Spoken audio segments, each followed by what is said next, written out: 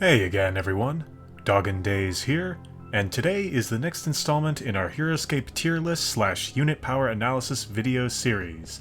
Because today, it officially becomes a series. It's no longer just a single video, it's now a proper series with multiple installments. For those who've been following the channel, thank you so much for your patience and hanging on to your subscription and waiting for me to finish this. It's been a long time coming, and I'm really excited to share with you all what I've been working on these last few months. Today, we'll be looking at the units released in Heroscape's first expansion wave, also known as Wave 1 Mallidon's Prophecy. For those who are new to the channel, first of all, welcome. This is a Heroscape themed channel that I started about a year ago that kicked off with my first proper video in which I did a deep dive into the various units that appeared in Heroscape's first master set, Rise of the Valkyrie. In that video, I read aloud a piece I wrote on each of the units in the master set, discussing what I thought were their strengths and weaknesses, as well as their overall place in the game. Then from that discussion, I would arrive at a ranking that I gave each unit on a tier list format, based on how effective I thought they were in the game overall. There was enough engagement from that video that I decided to keep this series going, and today we'll be giving the 11 units that were released in Wave 1 the same treatment. Returning viewers will notice that this video is more than double the length of the first video. That could just be a lack of writing discipline on my part, or that I'm in dire need of an editor, or both, but I also found I genuinely had a lot more to say about the units in this wave than I did for those that came in the first master set. Because of the greater length, I've divided the video into sections so you can watch it piecemeal, jump around to just the units you're interested in, or watch it all in one sitting, whichever you prefer. Before we get into it, a reminder that these are just my opinions on these units, and I encourage anyone who disagrees with any of my opinions to let me know in the comments where they thought I got something wrong. I always learn from reading other people's thoughts, especially when they differ from my own, and I certainly encourage anyone watching to let me know if I get anything factually wrong about these units, or if my math or statistics are incorrect in any place. Any corrections that are needed I'll pin to the comments section below. While I never write about a unit unless I have a good amount of experience playing it, I'm nowhere near as seasoned in competitive Heroscape as some of the bigger names in the community. I tried to give each unit I cover a high level of analysis, but there are places that offer even higher levels of discussion, and I want to highlight two in particular that both grew my understanding of Heroscape and eventually inspired me to make these videos in the first place. The first is the Casters of Valhalla podcast, which is, for my money, the most serious competitive Heroscape discussion forum going on right now. The podcast has a number of tournament veterans and community leaders coming together to discuss their experiences in competitive Heroscape, and they go into greater depth than I likely ever will in any of these videos. Each episode is a free-form discussion centered around a specific topic of the game, and if you're looking for hours of advanced Heroscape discussion that will make you a better player, these guys are the real deal, and I highly recommend them. The second highlight is for the unit strategy review articles on the Heroscapers forums. While they're a bit old now and maybe outdated in some places, they still offer a lot of insight into units that often get overlooked or are underplayed. They're written by a collection of different Heroscapers, and reading them all over a decade ago was the first time I really began to look at Heroscape with a more critical and analytical eye. Their general structure was also a huge influence on what I wrote for these videos, and they're still great reads to this day. I've linked both the Casters of Valhalla podcast as well as the index for all unit strategy review articles in the description of this video. And with that, we can now get into the main content of this video. Just like last time, I'll have some channel updates and general discussion at the end of the video for those who care to stick around, but I've kept you all waiting far long enough. Let's now dive into our analysis of all of the units of Heroscape's expansion Wave 1, Mallidon's Prophecy. Our first unit for review is the Gruts, one of two Grut Orc squads released in Wave 1. These slippery orc archers, along with their melee counterparts, the Blade Gruts, flaunted the same disengage power first seen on Agent Carr in the Rise of the Valkyrie master set, a power that would become a defining feature of the Grut Orc race going forward. While the idea of a fast-moving ranged squad that can flee engagements without taking wounds is certainly an appealing concept on paper, it's also easy to look at the base stats of the Gruts and find them initially an underwhelming and even pathetic unit. But with the release of the Swag Rider and Krug in Wave 2, the Gruts suddenly became a real force, and the core unit of some very effective army builds. Unlike certain other common range squads, such as the Morrow Stingers or Microcorp agents, the Gruts simply cannot function well as a core unit on their own. One only needs to glance at their base stats to see why. No other squad in official Heroscape, unique or common, ranged or melee, has such poor stats as base attack of 1 and base defense of 1. and all other ranged squads suffering from a base attack of 1 have at least a range of 7, all of them outraging the arrows by 1. Only the arrows' move of 6 really stands out as a point in their favor on their base stats. The good news is that this 6 move combined with disengage affords the arrows a great deal of freedom in how they maneuver around a map, something that is key to their success in battle. For example, one obvious way to buff the arrows' terrible base stats is to get them on height. In pursuit of height, the arrow's 6 move allows them to outpace many of the best core common squads in the game, and disengage means they can run around any enemies in their way without fear of taking passing swipes from engagements. And even if some arrows are unfortunate enough to get caught up in a melee before taking height, any that survive the opponent's next attack phase can then flee the situation with impunity on their next turn.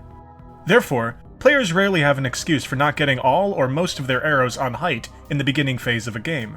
But it's this freedom of movement combined with their beast bonding power that makes the Arrow Gruts such a deceptively effective squad. Like most bonding powers, beast bonding allows a player, upon activating the Arrow Gruts, to first take a turn with another unit, in this case, any beast hero in the player's control. At the time of Wave 1, the only beast the arrows could bond with was Mimring, by no means a bad unit, but by himself not enough to help the arrows compete with the best. Fortunately, in the very next expansion wave, players were introduced to the Swag Rider, a unit that is now an auto-include for any competitive Arrowglut army. A single Swag Rider can buff the attack and defense of any Arrowglut adjacent to it by 1. And since Swag Riders are common heroes that can be drafted in multiples, this buff can stack, with no explicit cap.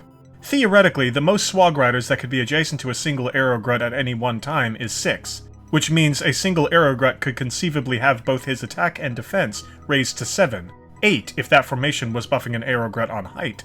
Of course, that scenario, while exciting to imagine, is both difficult to pull off and ill-advised. But it does illustrate the potential of the Arrowglut Swag Rider partnership. Get a squad of arrows buffed by a single Swag Rider on height, and the Orc Archers are finally putting out a respectable 3 attacks of 3 at 6 range per turn, and are rolling enough defense dice to survive some enemy ranged fire. Drop a few more Swags into the mix, and you might see the arrows putting out attacks of 4, maybe even 5, and rolling as many dice in defense. So, how many Swags should you bring along with your arrows? It's often been said that a good ratio to shoot for is 1 Swag Rider for every Arrowglut squad you draft, though I personally enjoy drafting 1 or 2 extra Swags beyond that for good measure. Since the arrows themselves are a common squad, they too can be drafted in multiples. So, what then is the right amount of Arrowgluts to draft? This obviously depends on the size of your starting space and the point limit for a game, but assuming the rough standard of 500 points and 24 hex start zones, a good number of Arrowglut squads to draft is around 4. When using any common squad, a player is usually advised to draft, at the very least, 2 sets of that squad. This is because the strength of common squads over unique squads is that, if drafted in multiples, they retain full order marker utility even after the first few deaths of figures from that unit. If only 1 squad of a common unit is drafted by a player, that common squad acts effectively like a unique squad, where the death of a single figure immediately drops order marker utility for the rest of the game. Common squads, if drafted in numbers, don't have that handicap, and indeed, many of the best army builds in Heroscape are built around multiples of a single common squad, often referred to as an army core. That all said, players are usually advised to draft even more than 2 of a common squad per game, both as a means to develop a map with more of their figures, and as a form of insurance against untimely deaths. Of course, not all armies that include powerful heroes can afford more than 2 of a common squad core, such as with expensive squads like the Enar Imperium or Templar Cavalry. But since the Arrowgluts are dirt cheap at only 40 points per squad, at least 4 squads of them is easily attainable in most standard point values. Mix in 4 Swag Riders to keep the 1-to-1 ratio, and you've still only spent 260 points with plenty left to spare. You certainly could fill a few more points with another squad or 2 of the arrows, along with 1 or 2 more Swags, but with that volume of figures, you're fast approaching the standard 24 hex start zone limit, and likely haven't spent all your points yet. This is where Arrowglut builds typically bring in their heavy hitters, the other bonding beast heroes, to fill out the remaining points, without adding too many more spaces worth of figures to a start zone. We've already discussed how Mimring, a 150 point unit, can bond with the Arrowgluts, and he's certainly a viable option, but Wave 2, in addition to the Swag Rider, also introduced players to the mighty troll hero Krug. This menacing juggernaut of a beast has an incredibly high offensive potential in melees due to his Wounded Smash double attack combo, and can reliably take out tank units like Major Q9. A typical Aerograt army will include a certain number of Aerograt squads and Swag Riders, built around either Krug or Mimring as their main bonding hero. Of course, in bigger games, a player may have enough points to draft both Krug and Mimring, but in standard matches around or below the 500 point mark, a player is often advised to focus on just one of these heroes, with the rest of their points being spent on arrows and swags. So, which of these two heroes is the right one to bring along? If a player anticipates going up against an army heavy with weak common squad figures, Mimring is the better choice, since his Fireline special attack can hit multiple targets at once and act as a form of crowd control. Mimring is also a great response to a range-heavy army, as his Fireline special's 8 range can usually outshoot most ranged common squads. Krug, on the other hand, is the preferred choice when you anticipate the enemy to be bringing along a dangerous tank hero with either high attack, high defense, or both, since Krug's 8 life will allow him to last fairly long, even in melees with high attackers like Jotun or Subakna. And Krug's Wounded Smash means he'll likely get to drop some high attacks of his own before he buys the farm. Generally, I do think Krug builds fare better in more matchups than Mimring builds, since the Aerograts already have range and are much more lacking in high attacks, a deficiency their big troll brother more than makes up for. Plus, Krug builds don't fall prey to potential friendly fire scenarios the way Mimring builds do. As we discussed in our previous video on Rise of the Valkyrie that covered Mimring, you have to be very careful of where your Aerograts are when Mimring does his Fireline special, since their extremely low defense makes them easy to drop, and their tendency to swarm around a map increases the likelihood a few will end up in the Fireline, something Krug builds don't have to worry about. But I don't want to diminish Mimring builds either, as having an area of effect attack at 8 range with the potential to hit up to 8 figures in a turn with 4 attack is nothing to smirk at. Either way, both heroes are solid options for this army. We haven't even spoken of the 4th beast that can bond with the Aerogruts, the Ice Troll Berserker, released in D&D Wave 3. As an uncommon hero, players can draft multiple Ice Trolls onto their teams, each one having its own life count.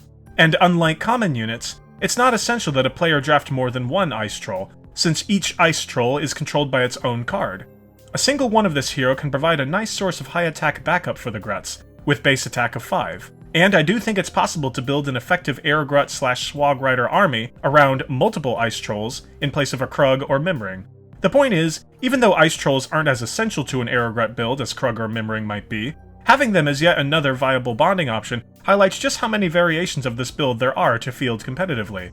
With all of their bonding options laid out, we can now finally examine the strategies a player can employ when fielding the Aerogruts in battle. While these guys might serve as your main army core, you shouldn't rely on them to do much damage until they're being buffed to at least 3 attack with either Swags or Swags plus height. Only then do they provide decent offensive output.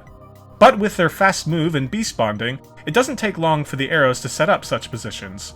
In certain other ranged pod situations, like the ranged attacks of the Elf Wizards or the Zedian Guards buffed by Deathwalker 9000, the time spent setting up the pod, and the tactical value of the pod's position itself, usually encourages the pod to stay put and camp, rather than give up their spot.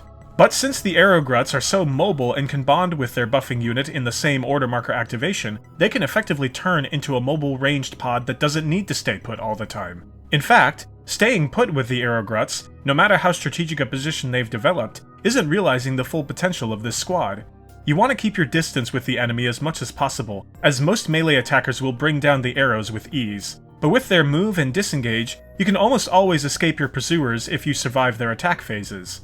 No other ranged squad in official Heroscape has the disengage power. Use it. Even if you have to give up that precious height, so be it. Force your enemy to chase you while you pepper them with weak attacks. Sure, you likely won't do much damage, but you'll certainly threaten your enemy and maybe even force them out of their own strategic positions in pursuit of you. And as your opponent builds up a sweat hunting your orcs down, you can surprise them with a sudden attack from one of their bonding heavy hitters. The best part is, with your order markers solely on your Aerogruts, your opponent will never know which hero you're going to bond with, and you'll have the flexibility to adapt to the battle as it develops. And even if one of your heroes dies an early death, you can always bond with another to keep that turn utility at max. And finally, despite the advice to keep the Aerogruts out of harm's way as much as possible, with how cheap they are, a player shouldn't be afraid to send a few into the fray as sacrificial figures to slow an opponent down. Even one measly Aerograt can choke up an opponent's advance, and all over a figure that's only worth around 13 points. The same can be said of the Swag Riders. who, while slightly less expendable than their archer comrades, can still be sent out with their 8 move to slow the enemy down long before they reach your other figures. Even with all the time I've already spent talking about the Gruts, I still think there's more to say about them. This cheap squad of skinny little orcs might not look like much on the surface, but dig a bit deeper into what they can offer and who they can bond with, and suddenly they become a highly versatile unit. Despite this, I only have the arrows at B tier, as I think they have a few things going against them. For one, as we said at the start, their base stats really are quite terrible and require augmentation from swags to approach even modest viability. In a way, the arrows are almost more valuable for their abilities to bond with Krug and Mimring than for anything they themselves provide. And while these bonding options certainly keep them above C tier for me, in a rapidly developing game, sometimes you need to spend a turn bonding instead with a Swag Rider to set up an arrow pod. And every turn spent on bonding with a Swag is a turn not spent bonding with Krug or Mimring. And if a player's Krug or Mimring goes down too early, or before they've had a chance to kill an enemy's more valuable targets, the Gruts alone will struggle to do the damage needed to win the game. Unlike a lot of bonding armies, Grut builds can really reward smart bonding decisions and really punish bad ones, meaning you always have to choose who you bond with wisely. Because of this, I think Gruts have a bit of a learning curve and require some skill to use well compared to other army cores. But once you've learned all of their quirks and handicaps, you can then better appreciate their many, many strengths. We follow up the Gruts with another Grut Orc squad, the Blade Gruts, a unit foreshadowed by the Orc Warrior enhancement power first seen on Grimnak in Rise of the Valkyrie. In the lore, these guys make up the bulk of Orc forces on Valhalla, representing one of the lowest castes of warriors among their race. With the Blade Gruts being released in the same expansion set as their Orc Archer brethren, it may be tempting for new players to look at these two Orc squads and try to build an army that includes both a few arrows and a few blades. While no doubt thematic and more achievable at higher point values, combining these two Orc squads just isn't viable in most standard point games. This is because Gruts and Blade Gruts represent two very different Grut Orc army builds that shouldn't be mixed if a player wants to get the most out of their points in a standard-sized battle. As we've seen with the Gruts, a player using them will focus on bonding with a variety of beast heroes. But with the Blade Gruts, a player is advised to build their army around Heroscape's Orc Champions, powerful Orc heroes that confer significant benefits to their Grut Orc legions in battle. Much like the Gruts, the Blade Gruts may strike a new player seeing their card for the first time as a poor quality unit. While they have an above average move of 6, their base attack and defense are both a disappointing 2. And while the Gruts are even worse in their attack and defense, they at least have 6 range. The Blades, on the other hand, are confined to melee, where they're more likely to engage with some of the enemy's scariest figures. But the Blades also share 2 advantageous traits with the arrows, those being Disengage and a bonding power. As we discussed with the arrows, Disengage, combined with 6 move, allows for a lot of movement flexibility in battle, and affords the Blades an easy escape route from dangerous fights when needed. And for their bonding, the Blades can take a turn with an Orc champion before they activate themselves, something we'll explore further in a moment. Blade Gruts do compare favorably to the arrows in one key area, namely the number of figures per squad. They boast 4 figures per squad compared to the Gruts' 3, meaning they can activate 4 figures per turn, often translating to 4 attacks per turn if in striking range of their targets. In officially released Heroscape, 4 is the highest number of figures possible in a squad. And while certainly positive on its own, the Blades, like many other competitive melee core squads, also get an additional activation per order marker via whichever hero they're bonding with. That can raise their potential activations per order marker to 5 figures, meaning a potential of 5 attacks per order marker as well. And all this while costing just as much as a single squad of Gruts at 40 points per squad. This high volume of potential activations combined with their cheap point cost quickly implies the sort of playstyle the Blades are designed for: swarming, and overwhelming an opponent with high volumes of figures. There are several other squads in Heroscape that could be called swarm units and are inclined towards high volumes of activations per order marker, but none can pull off this playstyle as economically as the Blade Gruts can. Consider that in official Heroscape, no 4-figure squad costs less than 40 points, and there are only 2 other 4-figure squads besides the Blade Gruts at that point value, the Ashigaru Yari and the Death Reavers. Neither the Death Reavers nor the Yari have any hero bonding powers to speak of, and while a full squad of Yari can be activated alongside a full squad of Ashigaru Harquibus via Kato Katsuro's command, that isn't cheap to do. To pull that off, you need to first drop a whopping 200 points just to draft Kato Katsuro. along with another 100 points just to draft one squad of both Yari and Harquebus. For as much as it costs to draft Kato Katsuro alone, a player can draft 2 squads of Blade Gruts and Grimnak as a bonding hero. And while not the 8-figure activations per turn one can achieve in an Ashigaru build, Blade Gruts are still the most affordable way to get 5 full figure activations per turn, including a hero activation.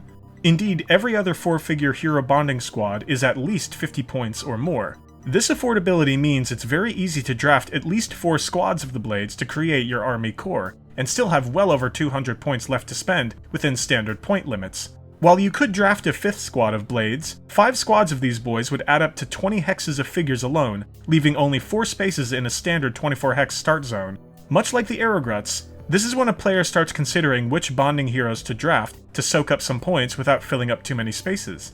Unlike the Arrows, however, the roster of official Orc champions the Blades can bond with is a bit more restrictive than the roster of official beasts the Arrows can bond with. Both the Blades and Arrows have 4 options to choose from when drafting bonding heroes. In the Blades case, their options are the Orc champions Grimnak, Narak the Glacian Swag Rider, Ornak, and Tornak. But as we discussed earlier, 2 of the Arrows' bonding options can be drafted in multiples, namely Swag Riders and Ice Troll Berserkers. By contrast, the Orc champions are all unique heroes, which means no matter how large a point limit in a game, the greatest number of figures the Blades can bond with at any one time will always be 4. Fortunately, in most competitive formats and at most standard point limits, 4 bonding heroes is more than enough. We covered in our Rise of the Valkyrie video how effective Grimnak is as a hero on his own, and now we can explore how useful he is in conjunction with the Blade Gruts. Blade and Heavy Grut armies are built around the core infantry figures staying adjacent to their Orc champions to get +1 to both their attack and defense. Blade Gruts adjacent to any Orc champion with Orc Warrior enhancement will see their attack and defense both raised to 3. While this is still average for common melee squads, the sheer number of Blade Gruts you'll have likely brought to battle will help you appreciate just how useful that buff is on a large scale. With Grimnak possessing his feared Chomp ability, players running him are incentivized to get him right up against the enemy front lines if small or medium enemy squad figures are present there. But the fear that Chomp can inspire in an opponent, along with Grimnak's enormous size and hit zone, will make him an obvious priority target for an opponent. This is where the Blades come in as expendable escorts, surrounding their champion and providing a protective screen until he's close enough to start tearing into enemy lines. Since Grimnak is slower than the Blades at only 5 move, and may see his movement further restricted by traversal difficulties endemic to non-flying double-spaced figures, it may take time for Grimnak to get to his targets. This might seem frustrating at first, given that Blade Gruts are encouraged to stay close to Grimnak and often aren't maximizing their 6 move in doing so. But I think that's the wrong way to look at it. Sure, the Blades won't always be using their 6 move, but having the power to move that fast allows them to rapidly replenish their lines if some of them are taken out by the enemy during Grimnak's approach. And as Grimnak slowly makes his way to the enemy, he might come under ranged fire if your opponent is fielding such units. In these situations, Blade Gruts around Grimnak can use their 6 move to rush forward and engage the ranged attackers to take that much pressure off their champion. This is especially critical if your opponent has drafted a unit with a ranged area of effect attack, such as Deathwalker 9000 or Johnny Shotgun Sullivan, attacks that the Blades, as units that like to group together, are very susceptible to. A single blade engaging one of these area of effect attackers can buy you an entire turn's worth of time to move forward unthreatened. We talked earlier about how players running Aerogrut armies shouldn't be afraid to send out an Aerogrut or 2 to engage and delay the enemy, given how cheap they are. Per figure, Blade Gruts are even cheaper, and so anyone running them should feel at even greater liberty to sacrifice a few to protect Grimnak in pursuit of an ideal engagement scenario. Once Grimnak does engage a juicy clump of enemy squad figures, the fun begins. Using their bonding, the Blade Gruts can activate Grimnak, who can then auto-destroy any small or medium squad figure he's adjacent to, or attempt to destroy a small or medium hero he's adjacent to. He can then follow up Chomp with his own normal attack on any figure he's adjacent to. Even though Grimnak's base attack is only 2, never count it out, and take the attack if it's available. Once Grimnak is finished, the Blades can follow up with their own attacks. It's likely that if Grimnak has started chomping the enemy that at least a few of your Blades will be able to move next to him to get his buff before they attack. You might not always get a full squad of 4 to attack with Grimnak's buff, but any buff you get can help. And thanks to Disengage and their high move, the Blade should have plenty of mobility and freedom to dance around enemy figures to snag height if it's available before they attack the opponent. If a Blade Glut is on height and adjacent to Grimnak, then he's putting out an attack of 4 for a figure that's only worth 10 points. Chomp, a normal attack, and 4 normal attacks from the Blades are all possible in just one turn with Grimnak. With the prevalence of squad figures in tournament settings and competitive builds, if you're running Blade Gruts as your army core, Grimnak is an auto-include. But Grimnak isn't your only choice of bonding hero with the Blades, as we still have Nerak, Ornak, and Tornak to consider. Nerak is a quasi-Raylin for Orc armies, providing 1 extra defense to any Orc figure within 4 clear sight spaces of him. Especially since he can bond with them and costs only 50 points, Nerak is another auto-include unit for the Blades, if you have his figure or a means to proxy him. A Blade Glut next to Grimnak and within Nerak's aura will be buffed to 4 defense, 5 if defending on height, and Nerak's impressive 8 mobility means you usually won't need more than a turn or 2 to get him in buffing range of his troops, turns you can still activate your Blade Gruts on with bonding. Ornak, on the other hand, is a bit harder to fit into standard game sizes if a player already has drafted Grimnak and Nerak, plus a core of Blades. Drafting all 3 of those champions would put you at 270 points already spent. With standard game sizes ranging anywhere from around 400 to 600 points, a player will have to use their discretion in deciding whether the 100 points spent on Ornak might not be better spent on 2 more squads of Blades or Tornak as a third bonding hero. But Ornak still has his uses in this build if you can afford him. Ornak's Red Flag of Fury power will allow you to activate 2 unique heroes who follow Utgar within 8 clear sight spaces of Ornak's figure, provided Order Marker 1 is placed on his card. This encourages a player to have at least 2 eligible heroes in their army to take advantage of this power. That could mean 2 other Orc champions, or other Utgar heroes you might have brought along for support, such as a Deathwalker or Krug. In addition, Ornak has his Orc Warcry power, allowing any Orc warriors within 2 clear sight spaces of him to count any Utgar symbols rolled on Utgar dice as skulls. The effect of this is that the probability of rolling a skull on an Orc warrior's attack goes from 50% to almost 67%. A nice buff for sure, but my problem with it is it doesn't actually increase the potential attack of an Orc warrior, only the likelihood of rolling damage on an existing attack potential. And the Warcry itself doesn't reach very far at only 2 spaces, and any turn spent on bonding with Ornak to get him into position to use Warcry is a turn not spent activating a more offensive champion like Grimnak. I'd put Ornak as the least essential of the Orc champions for Blade Glut builds, but it's still nice to have him as an option. Any scenario where a buffed Blade Glut is rolling 4 attack die, with each having a 67% chance of doing damage, is a scary situation for an opponent. And in larger point games, that scenario is much more achievable. Finally, among the Orc champions, there's Tornak. But he, like the Blade Gruts, was introduced in Wave 1, so more on him, and his role in the game, later in this video. Like their Aerogrut brothers, there's a lot to say about the Blade Gruts and the many ways a player can build their armies around them. They have some great bonding options, and their disengage with 6 move usually lets them get the jump on the enemy and dictate the terms of engagement in large melees. Unfortunately, when compared to the other 2 Grut Orc squads of Heroscape, I think the Blades suffer in some areas. The Aerogruts have bonding options with range, area of effect attacks, and potentially very high normal attacks, and the arrows themselves have range besides. The Blades' 4 bonding options, by contrast, have none of those qualities, suggesting a smaller number of favorable matchups for their builds. Plus, the Blades have to get engaged to attack, and arguably can't exploit their disengage power as much as the arrows can, or at least in quite the same way as the arrows can. And then there are the Heavy Gruts, who, while also limited to the same 4 bonding options as the Blades, have base attack and defense of 3, buffable to 4 in the presence of either Grimnak or Tornak. And like the Blades, the Heavies also possess disengage and can activate 4 of their figures each turn, all for only 30 points more per squad. They are undoubtedly a sturdier core than the Blades, and will take up less start zone space with their higher point cost, extra real estate a player can fill with other supporting figures. All that said, I still think the Blades are competitive in many matchups. You'd be surprised how often that 6 move pays off compared to the Heavy Grut's 5 move in closing the distance with the enemy. And it is still incredible to me just how many Blades you can field with how cheap they are. While I don't think they rise to quite the same heights as other Orc squads in the game, they're close. Despite some minor shortcomings, they still excel in areas other Orc builds don't, and still command an important place in official Heroscape canon. B tier. With Wave 1's 2 Grut Orc squads out of the way, we come to our first hero in the expansion, Kelda the Kyrie warrior. As the second Jandarian Kyrie introduced in the game, Kelda carries on the theme of Jandar-aligned Kyrie started by Raylin, that being of a support unit designed to safeguard the lives of allies by boosting their survivability. While Raylin offers a defensive buff to help prevent wounds in battle, Kelda possesses the ability to heal the wounds of friendly heroes.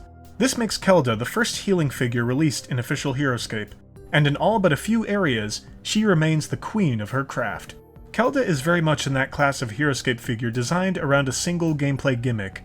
When looking at her base stats, there's not a whole lot else besides her healing power that she offers. For a hero of 5 life, itself a fairly average stat, Kelda has an average defense of 3 and a below average attack of 2, one less than Raylin. But like Raylin, Kelda also possesses an above average 6 move with flying, 7 if Atlaga the Kyrie warrior is present in her army. Either way, Kelda is very mobile, especially when faced with varied and difficult to traverse terrain that she can bypass with flying. This greatly aids her in using her healing touch power, as to use it, Kelda must be adjacent to whichever target she intends to heal. So no matter how far a healing target has moved out onto a map, Kelda will rarely have much trouble reaching them. With Kelda's base stats leaving her ill-equipped to do much else in an army, we'll now take a look at Healing Touch, the only serious reason to draft her in an army. Like Anna Carathon, Sonlin, and Rogar Dragonspine, the other 3 heroes that can heal the wounds of other figures in official Heroscape, Kelda's Healing Touch power is reliant on a d20 roll. If you roll a 2 through 5, you can heal 1 wound. On a 6 through 17, 2 wounds. And on an 18 through 20, all wounds. This means that Kelda has a 95% chance of healing at least 1 wound every time Healing Touch is activated.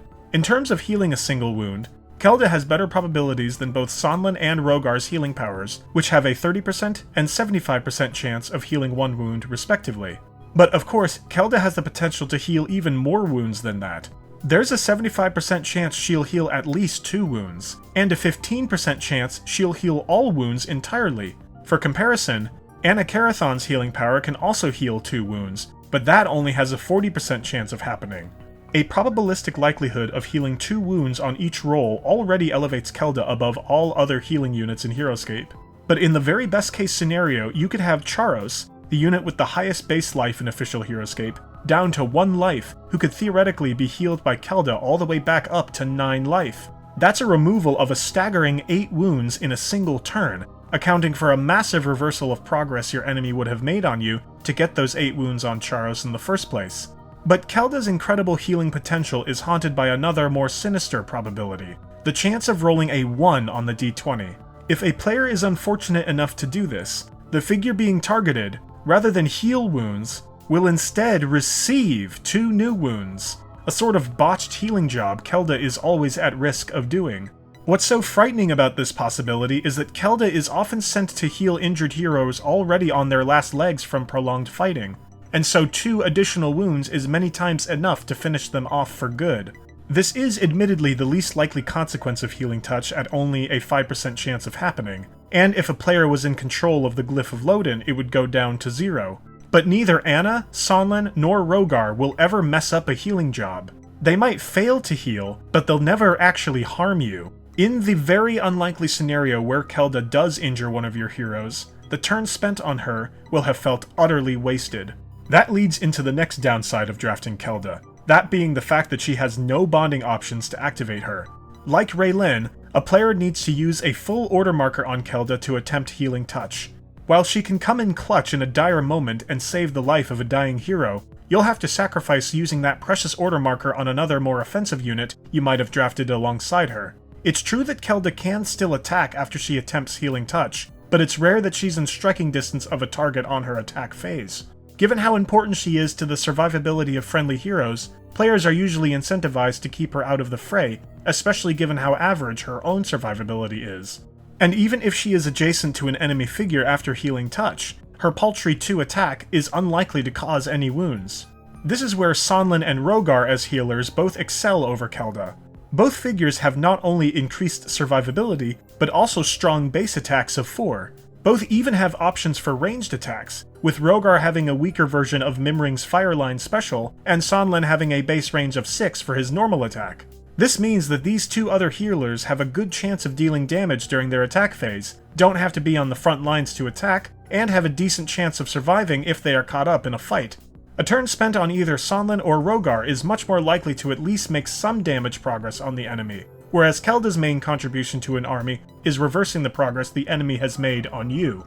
No doubt helpful, but usually ill-advised in the heat of battle, when a player should be spending order markers on their army core or offensive figures. So, when is a good time to spend an order marker on Kelda? In standard-size games around the 500-point mark, with typical map sizes that accompany that point cap, the windows to activate Kelda are often very limited. In the early game, there will be the initial clash of armies where both sides get some damage on each other, and eventually one side gets the upper hand. If that side is yours, you will likely have won a brief moment of respite to lick your wounds and regroup. This is a time Kelda can be called upon to heal up a powerful hero that might have sustained some damage in the earlier conflict. But your opponent will likely be sending their next wave as you do this, so it's important not to linger too long on Kelda in hopes of healing as many wounds as possible. Even a single wound off a hero can give you the edge in holding out a bit longer against the enemy's next push.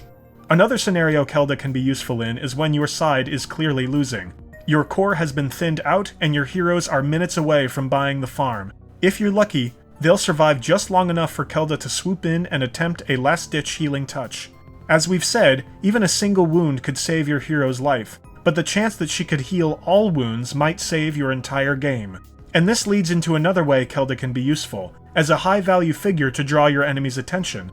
If you've brought along an especially powerful hero like a dragon or a major, the enemy will understand how much of a threat Kelda poses, given that she can undo the hard work the enemy will have to do to achieve victory.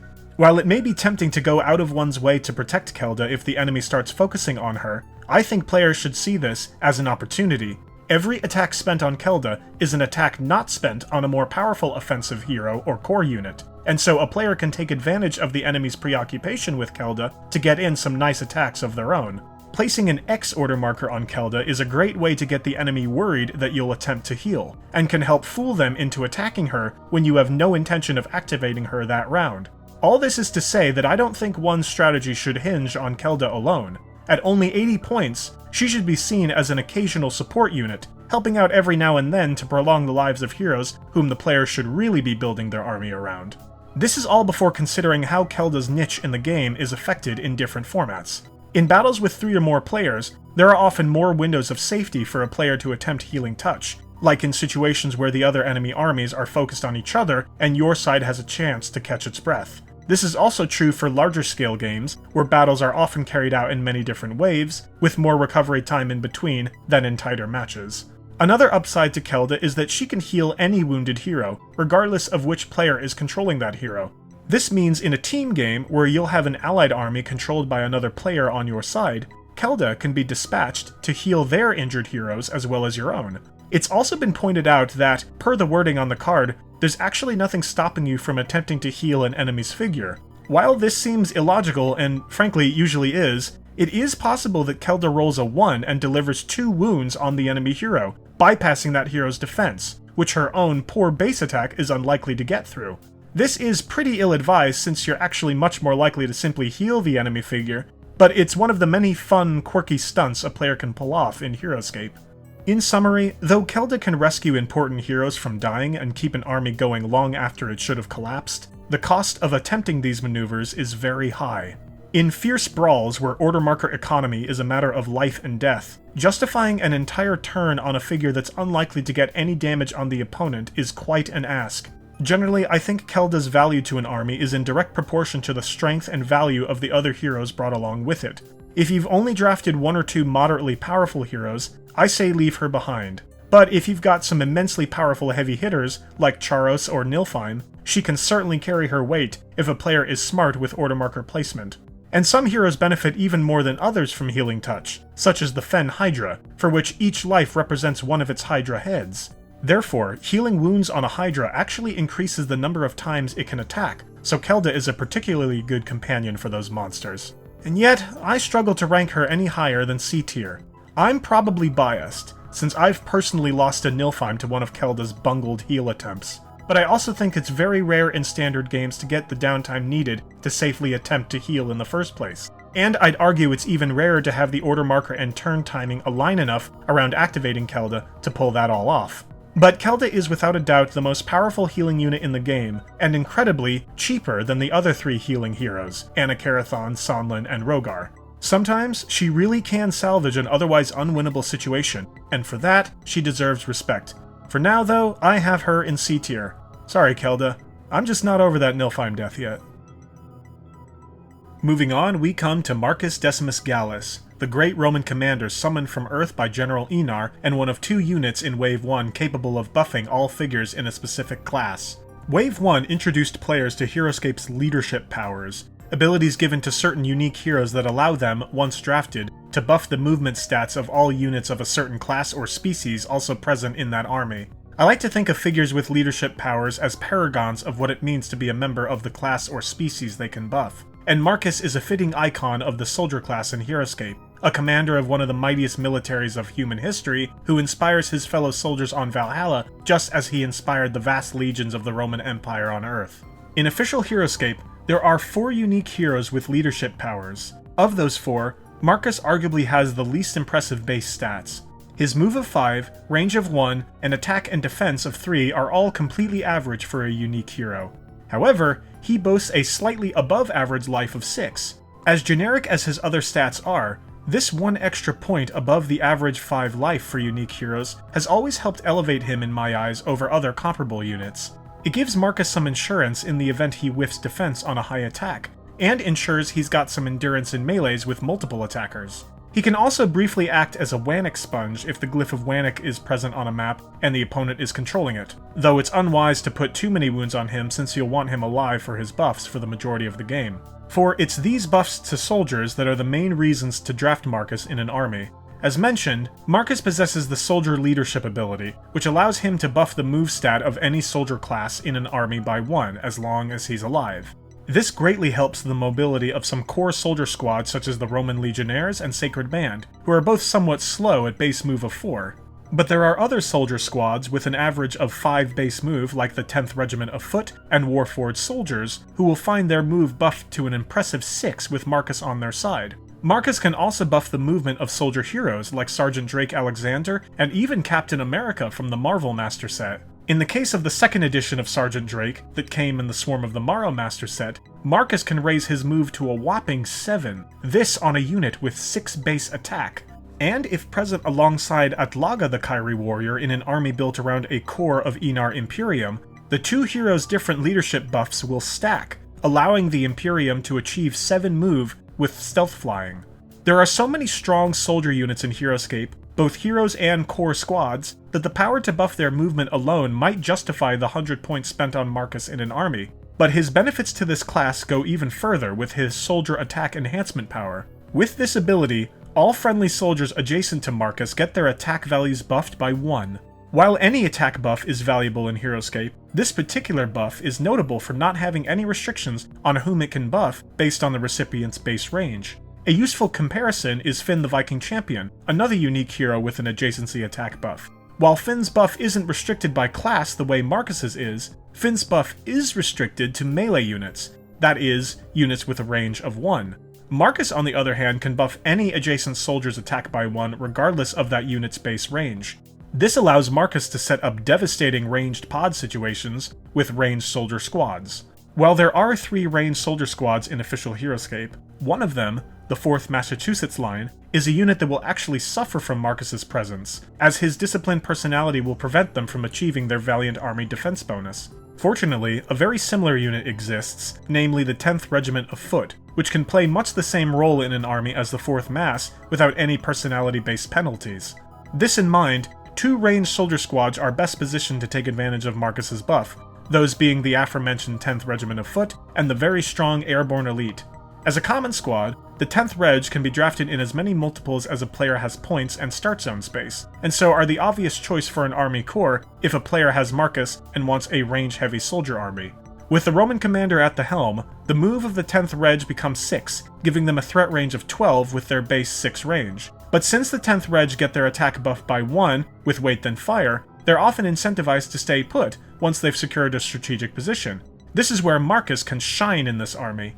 The 10th Reg's Marcus buff 6 move will allow them to secure height relatively quickly, A player then needs to wait for the right moment to activate and move Marcus so that he can get behind the Redcoats' position to buff their attacks. In this scenario, the Redcoats get +1 attack for height, +1 attack for weight than fire, and +1 attack with Marcus's attack buff. In an ideal scenario, that's 4 attacks of 5 at 6 range.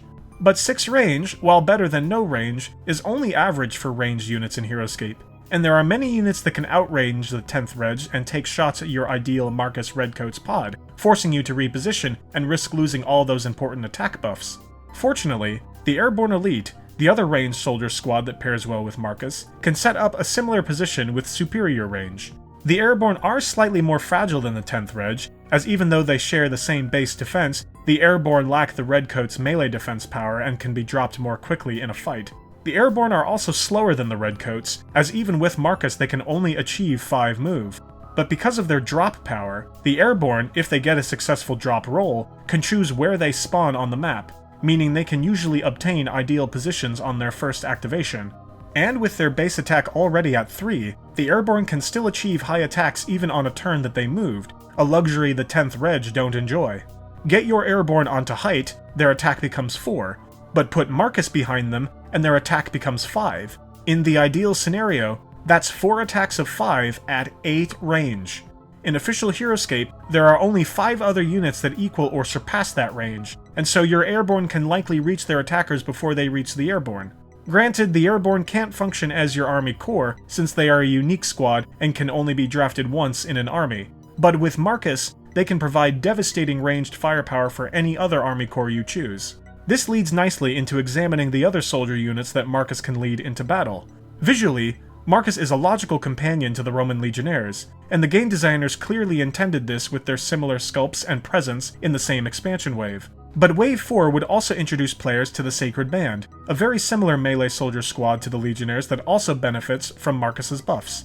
Both of these units have identical base stats, including a below-average move of 4. Because of this, Marcus is usually an auto-include for these units, as 5 move, while still only average, is important enough to their threat ranges that the 100 points spent on Marcus is usually worth it. Additionally, both units only cost 50 points each, and so Marcus remains very affordable even after 4 squads of either of these units have been drafted. In addition, both the Legionnaires and Sacred Band can bond with Marcus as a warlord who follows General Enar, and so the Roman commander can be marching alongside members of either of these squads to provide an additional attack per turn, and buff any Legionnaires or Sacred Band adjacent to him who are attacking after. Given how important Marcus is to whichever build one is running, I generally don't like bringing Marcus out until at least mid-game. Often though, Marcus with his 6 life will usually survive until the end game, and Marcus plus a few remaining Legionnaires or Sacred Band can be a decent cleanup unit in the final turns of a game, given their bonding compatibilities. In addition, there are 2 non-bonding common soldier squads Marcus can buff, the Enar Imperium and Warforged Soldiers. Since both are melee units and Marcus can't be activated in the same turn as either of them, even though he can provide adjacency attack buffs, he's really more useful to them for his movement buff. The Enar Imperium can reap great rewards from the additional move, as with stealth flying they not only can make better use of their move points by flying over difficult terrain, but can also use that move to better dance around an intense battle and snag height or key positions without fear of passing swipes from disengaging. However, the Imperium are also extremely expensive, with just 2 squads of them costing 280 points. With Marcus, that's 380, well over half your points in most standard-size games. And it's debatable whether the extra 100 points spent on Marcus is really worth it for the Imperium, as they're already fairly mobile with stealth flying. Plus, you'll probably want to spend those 100 points on other support units, given how few points you'll have left after you've drafted the Imperium. But the option is there, and Marcus can make this already intimidating melee squad that much faster. The Warforged Soldiers can also take advantage of Marcus's movement buff in unique ways. With their tactical switch power, as long as a Warforged Soldier can engage an enemy at the end of its move, it can rob that enemy of any height it might have enjoyed prior to the engagement by trading places with it. Having 6 move instead of 5 allows the Warforged to really fling themselves far across the board in order to get their tactical switches off. And while they're still somewhat pricey for a 3-figure melee squad, they're also much more affordable than the Imperium, and so Marcus can fit more easily into their armies. The point is, even though Marcus is arguably less essential for these 2 units than for the Legionnaires or Sacred Band, his movement buff can still synergize with their stats and powers in impressive ways.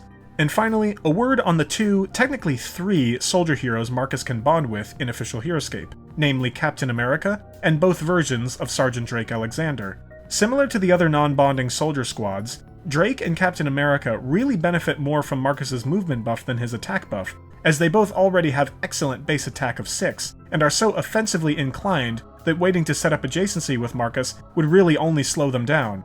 But the first version of Drake and Captain America have base move of 5, buffed to 6 with Marcus. This jump puts them from average to fast in terms of Heroscape movement, and helps them engage their targets more quickly to deliver their high attacks. And with Captain America, this actually translates to a threat range of 11, as his shield throw special attack has a range of 5. But Cap as a Marvel hero is a significant investment of 220 points, 320 with Marcus. So again, like with the Imperium, it's questionable whether Marcus is worth it for him alone in standard point games. The first Drake, on the other hand, only costs you 210 with Marcus, with plenty of points left over for an army core. The second Drake has a base move of 6 already, buffable to 7 with Marcus. But like Cap, second Drake is quite expensive at 170 points. But 7 move is incredibly fast for a unit with 6 attack, and it would also technically give him a threat range of 12 with his pistol fire special attack. But I don't think you should draft Marcus purely to buff the movement of these heroes by themselves. The best use of Marcus's points is in support of an army teeming with soldier class units, and certainly an army that includes soldiers as part of the army core. There are so many high quality soldier units in Heroscape that making a competitively viable army around this class is very easy to do, and with Marcus in tow, such armies will cover more ground and develop their boards more quickly. With bonding soldier squads, Marcus can raise the potential number of attacks per turn from 4 to 5, and he can set up terrifying ranged pods that can throw 20 attack dice at range in a single attack phase. The soldier class is so strong and has so many answers to so many matchups in Heroscape that Marcus earns a place in A tier purely on the support he offers this excellent class alone. An indispensable unit for some of the strongest builds in the game. Next, we come to the Omnicron Snipers, the first Jandar-aligned common squad released in official Heroscape. In the lore, the Omnicron are a rival Soulborg faction to the Zedians and Deathwalkers, and were the first indication players got that not all Soulborgs join the dread armies of Utgar. What the Omnicron lack in the armor and defensive capabilities of their Utgar Soulborg enemies, they make up for with their sharpshooting skills, beautifully captured in gameplay via their deadly shot power. This impressive power dramatically increases the likelihood of rolling high damage attacks on combat dice, and the snipers live up to their name by being able to use this power at long range. When looking at their card, that range, a respectable range of 7, is all the snipers really have going for them in their base stats. For a squad costing 100 points, their other stats are mediocre, even poor. 5 move and 3 defense are both average, and their base attack of 1 is the lowest in official Heroscape. Fortunately, Deadly Shot transforms how the snipers deal out their damage on attacks, and much to their benefit. With Deadly Shot, every skull rolled on attack dice counts for an additional point of attack value. This means that without any buffs, if a sniper rolls a skull on its base 1 attack, that sniper actually sends out an attack value of 2. But a max value 2 attack isn't all that impressive either, even at range, which is why attack buffs are especially important for the snipers compared to other units. The obvious first way to buff the sniper's attack is to get them on height. Once on their perch, the snipers are rolling 2 attack dice with every shot. If they roll a skull on both dice in their attacks, their true attack value becomes 4. This leads into what Deadly Shot actually does to the sniper's attack. It makes higher attacks possible with fewer dice. From a probability standpoint, this shifts probabilities normally assigned to lower value attacks forward to higher value attacks, far increasing the sniper's likelihood of high attacks compared to similar units in the game.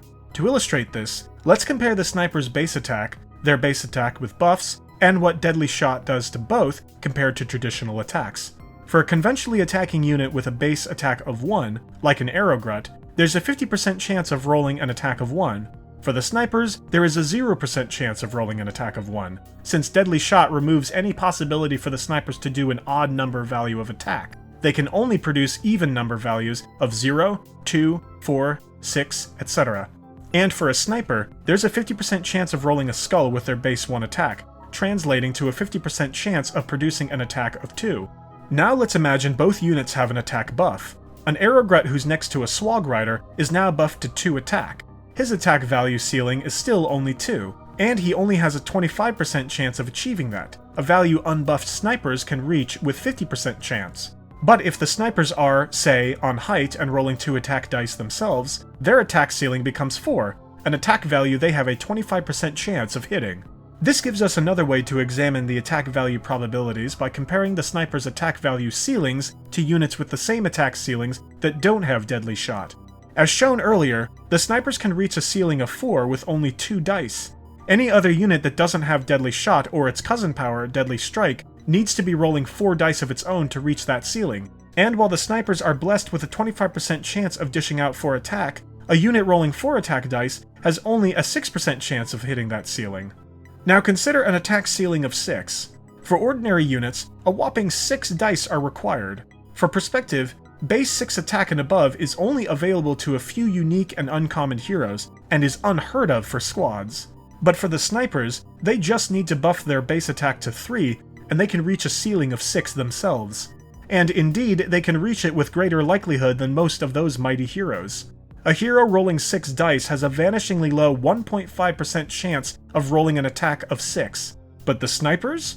With just 2 attack buffs, they can hit that ceiling with a shockingly high 12.5% likelihood, at 7 range. Move up the probabilities for even higher numbers of dice per attack, and hopefully, you'll see how easy it is for the snipers to dish out hero-quality attack values for a bargain price of 100 points per squad. But this returns us to the issue of buffing the sniper's attack in the first place. If they can't get any attack buffs across an entire game, they really can't justify their points. At the very least, players should be trying to get their attacks raised to 2 dice, however possible. As mentioned, height is a straightforward enough way to do this, as are the presence of attack buffing glyphs like Astrid or Krevkor. But there are a few companion units a player can draft alongside the snipers to raise their attacks even without glyphs or height. Thematically and mechanically, the snipers pair very well with their fellow Omnicrons, the Omnicron Repulsors. Released long after the snipers in expansion Wave 9, the Repulsors, in addition to their many other eccentric tools, seem to be partially designed to help the snipers reach greater heights with their attacks. As Soulborgs who follow Jandar, the snipers can benefit from the Repulsor's targeting beacon power. With that power, if the snipers are shooting a non-adjacent target that's next to at least 1 repulsor, they add 1 to their attack. While this buff could also help out other strong Jandar units like the Airborne Elite or 4th Massachusetts line, as we've shown, the snipers gain more value from this buff than any other Jandar ranged squad. And if the snipers are on height and shooting a figure adjacent to one of your repulsors, you've gotten the snipers to 3 attack with a hero-killing attack ceiling of 6. And finally, there's Taelord the Kyrie warrior, one of the best partners the snipers can have in an army. But since he was released in Wave 1, we'll cover what he brings to the snipers and all other units later in this video. In summary, the Omnicron Snipers are a fresh take on ranged squads in Heroscape, and occupy a unique place in the game as the only official squad with deadly shot. Given their very low base attack, yet very high attack ceiling potential though, the snipers, more than most other units in the game, need some form of attack buffing support. Fortunately, they only need 1 or 2 buffs to begin seriously threatening anyone who comes in range. Where they suffer as a unit is in their survivability and point cost. At only 3 figures per squad, it'll cost you 200 points to draft just 6 of these Soulborgs into your army. And though they do have some immunities as Soulborgs, at only 3 defense, and as medium-sized units susceptible to several auto-kill special powers, they'll go down fast if unprotected.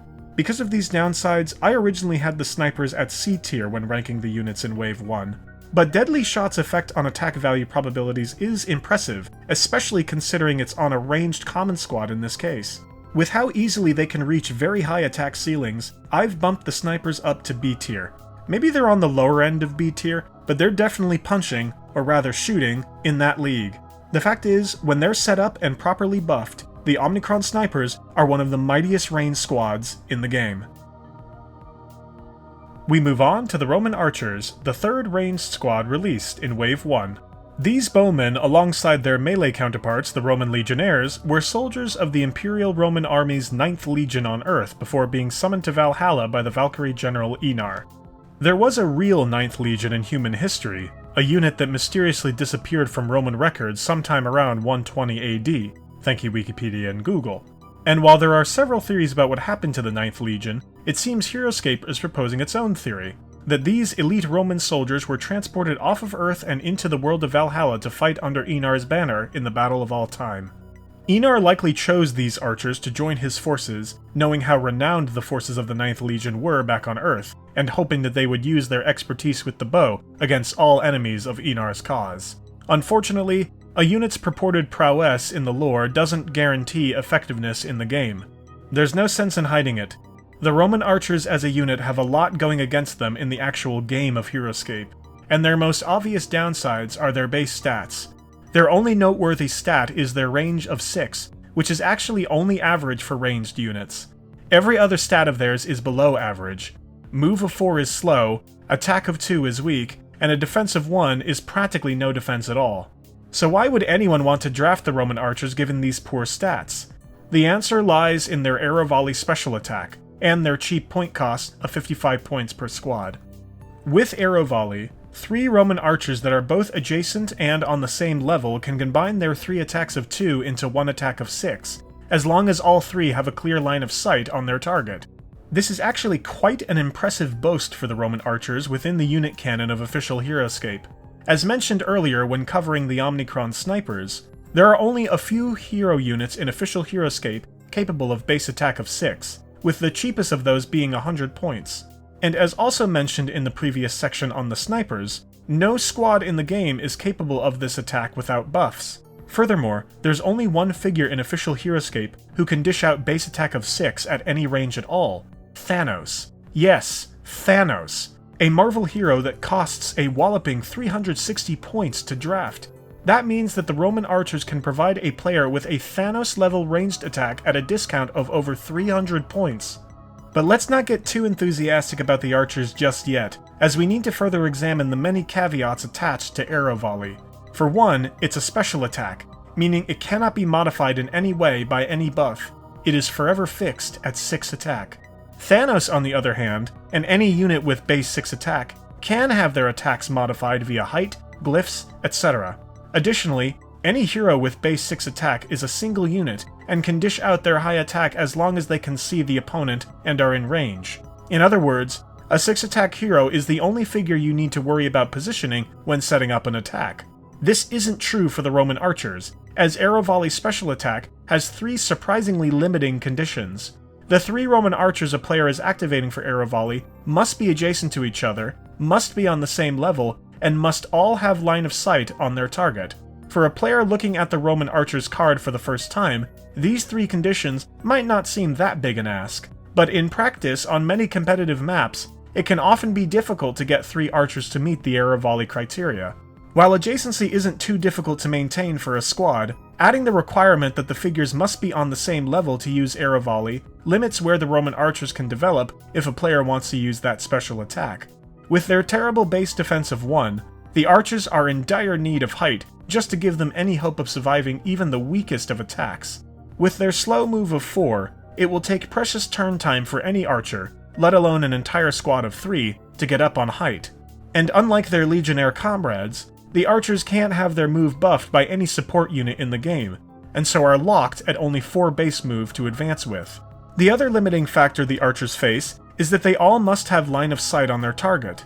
While this is usually no problem for large or huge targets that almost always have visible hit zones somewhere, small or medium figures can many times hide just enough to prevent at least one of the 3 activated archers from seeing them, thereby eliminating any chance of arrow volley. This can often mean the archers have to move out of an advantageous position, a position a player will have had to work hard to obtain, in order to get somewhere where all 3 have eyes on their target. Given all of the difficulties in setting up arrow volley, there will usually be a few turns in a game where arrow volley just isn't possible, or even advised. Sometimes, it's better just to take 3 attacks of 2 at range and hope for the best. Maybe even fewer attacks if a player wants to spend their turn developing additional archers from their starting zone. If the archers are being approached by a mob of cheap squad units, a player may well be advised to try and take out multiple squad figures that turn, rather than go all in on one powerful attack. For even on height, the archers only have 2 defense, and they will wither away to virtually anything that engages them. So if they are getting swarmed, sometimes just attacking normally is the best way to relieve the pressure. But a wise player will do all in their power to prevent the archers from getting exposed to, or engaged by, melee attackers in the first place. Even though they're a common squad, I can't see any situation in which the Roman archers alone can be relied upon as an army core. At best, they should be drafted as range support for a larger, more versatile army core, one that can march out into the field and engage enemies to protect the archers. The Roman Legionnaires were clearly intended to fulfill this role, given their presence in the same set and their thematic compatibility. In this setup, the Legionnaires can be sent out ahead of the archers to form a protective shield wall against the enemy, while the archers send out volleys from behind them. While no doubt thematic and fun to imagine, since the archers don't synergize with any units in official Heroscape, they aren't married to the Legionnaires, and other core units, like the Sacred Band or Knights of Weston, can fill the role of protective screen for the archers just as well. The point is, whatever build you're going for, the archers need allies to protect them, since even the weakest of enemies stand a good chance to drop them. We've spent a lot of time discussing the downsides and limitations of the Roman archers, and less on their strengths. The fact is, in competitive Heroscape, the archers have struggled to remain relevant. There are certainly some situations where they can shine. In castle defense battles, the archers can be great defenders of fortress walls, since they usually will be high enough to have line of sight on anyone approaching the walls, allowing them to drop arrow volley with ease. Additionally, because arrow volley combines 3 weak attacks into one large one, the archers, in sufficient numbers, and with a protective screen, can be a good counterdraft to an army fielding powerful heroes over an abundance of squads. If the enemy has drafted Charos, for example, a viable strategy is to lock him down with your core units, then hit him with arrow volleys, since arrow volley is both strong enough to get through Charos' defense and able to bypass his counterstrike with its range. As for improving their poor base stats, the first incarnation of Raylin the Kyrie warrior can be drafted as a band-aid to bring the defense of the archers up to a modest 3, 4 if on height. But that really is emblematic of the problems with the archers as a whole. They simply can't function well in-game without considerable support. You need to draft those 80 points on Raylin just to give them any chance of long-term survival, especially from ranged attacks. And unfortunately, there's still no way to buff their move of 4 with an official Heroscape. Sadly, the Roman archers are just one of those unlucky units that seem to have been forgotten as the other expansion waves were released, with no subsequent units released that synergize with them. Had official Heroscape continued, maybe these bowmen would have seen a unit released that would have improved their viability. As it stands though, I have them at E tier. No unit that gets compared to Thanos can be considered among the absolute worst units in Heroscape, and arrow volley is undoubtedly powerful, especially for a 55-point unit. But with all their other handicaps, there's just no way they get placed any higher on this list. We follow up the Roman archers with their other comrades in the 9th Legion, the aptly named Roman Legionnaires. Like the Roman archers, these Legionnaires served in the 9th Legion of the Roman army on Earth before being summoned to Valhalla by General Enar. They now serve alongside the archers as part of the backbone of Enar's armies, forming their iconic shield walls to protect the archers from enemy attacks. In the reality of the game though, it's not often you'll see these two units together in the same army, for unlike the Roman archers, the Roman Legionnaires have a reputation as one of the most reliable core squad units in official Heroscape, enduring even today as a tournament mainstay. At even a cursory glance between the army cards of the archers and Legionnaires, one can see several areas where the Legionnaires surpass their ranged counterparts. For one, they have 4 figures per squad compared to the archers' 3, and are cheaper at only 50 points per squad compared to the archers' 55. They also have 1 point more in their attack and defense stats compared to the archers, and 2 of these stats, move and defense, can be easily buffed. As soldiers, the Legionnaires can have their movement buffed to 5 if Marcus is present in their army, and their shield wall power allows each Legionnaire to buff their defense by 1 for each additional Legionnaire adjacent to him. While this buff caps at only an additional 2 defense, maxed out, this gives a single Legionnaire 4 total defense, 5 if on height. The Roman archers only surpass the Legionnaires in their range of 6. But I think even with that single advantage, the Legionnaires are already a better value than the archers for their points in terms of raw stats, and can cheaply supply a player with a large number of figures for a robust army core. But this is all before exploring the big reason I think the Legionnaires have remained competitive even almost 20 years after their release, that being their incredible Warlord bonding power. Just as the card says, before taking a turn with a squad of Legionnaires, a player can take a turn with any Warlord hero they control. The value of any bonding power is determined by the quality of the heroes that can be activated with it, as well as how many options there are to choose from. And the roster of Warlord heroes the Romans have to choose from in official Heroscape is very impressive indeed. They have, of course, Marcus Decimus Gallus, whom we covered earlier, a Roman commander thematically and mechanically intended to pair with the Legionnaires and who is, in the vast majority of competitive situations, an auto-include in their builds. But there are also the very cost-effective Maro warlords Miburxa and Nigaxa, the very well-rounded dwarf warlord Mogrim Forgehammer, and the heavy-hitting Viking brawler Valgard. A player could even bond with the Venoc Warlord, who, while not intended for a Legionnaire build, has some excellent base stats of his own that make him useful in plenty of scenarios. And if a player hates winning their games, the Legionnaires can also bond with Parmenio. With how cheap the Legionnaires are per squad, a player can usually afford at least 2 squads of Legionnaires, Marcus, and at least one other warlord of their choosing. So assuming Marcus as an auto-include, I want to cover the other 4 serious contenders for ride-along warlords in a competitive setting. Starting off, there are the Maro warlords, and these really are some of the most well-designed units in the game. We covered much of what Nigaxa brings to Heroscape in our video analyzing the rise of the Valkyrie units. In Legionnaire builds specifically, Nigaxa can provide additional defensive support as a tough-to-drop, high-defense hero that can march alongside the Romans to create an even bigger wall of figures for the enemy to get through. But Nigaxa is so tough that he doesn't need to be near the Romans at all times. He can just as easily move out on his own to lock down glyphs or secure choke points, without fear of being taken down in a single turn. And of course, no matter how he's used, Nigaxa will always serve as a menacer to your opponent, making them constantly nervous that he'll pull off a successful mind shackle if the opportunity arises, all while you're simultaneously activating, developing, and attacking with your Legionnaires. But Miburxa is just as useful to the Legionnaires as Nigaxa, sometimes even more useful in the drastically different ways he can support such an army. One thing Legionnaire builds by themselves lack is range, or rather, they would lack range if they didn't have Miburxa as a bonding option. While Miburxa's base range of 6 is only average for a ranged unit, his 8 base move is not. In fact, it's the highest base move stat in the game, giving Miburxa a threat range of 14. Despite Miburxa's impressive mobility and threat range, he is very squishy at only 3 life and 3 defense. If drafted by himself without any bonding squads, a player might feel inclined to play Miburxa more conservatively. This might mean only moving Miburxa if he can get a shot off on an opponent that won't be able to reach him next turn, since his poor survivability means it won't take long for an engaged attacker to bring Miburxa down. But with the Legionnaires, this isn't the case. So long as a collection of Romans are relatively close to Miburxa, a player can feel much more comfortable getting Miburxa closer to the fray. When activating a squad of Legionnaires, a player can position Miburxa, take an attack with him, then quickly follow up by engaging any potential attacker on Miburxa with a squad of Legionnaires. This way, the opponent, even if in striking distance of Miburxa, will be too choked up with Legionnaires to get to him, or at least would have to risk disengagement to close the distance. This seamless integration with the Legionnaire's playstyle, combined with his ability to take height, send off a decently strong ranged attack, and potentially take away a smaller medium target's ability to roll defense with Paralyzing Stare, make each turn spent bonding with Miburxa well worth the order marker.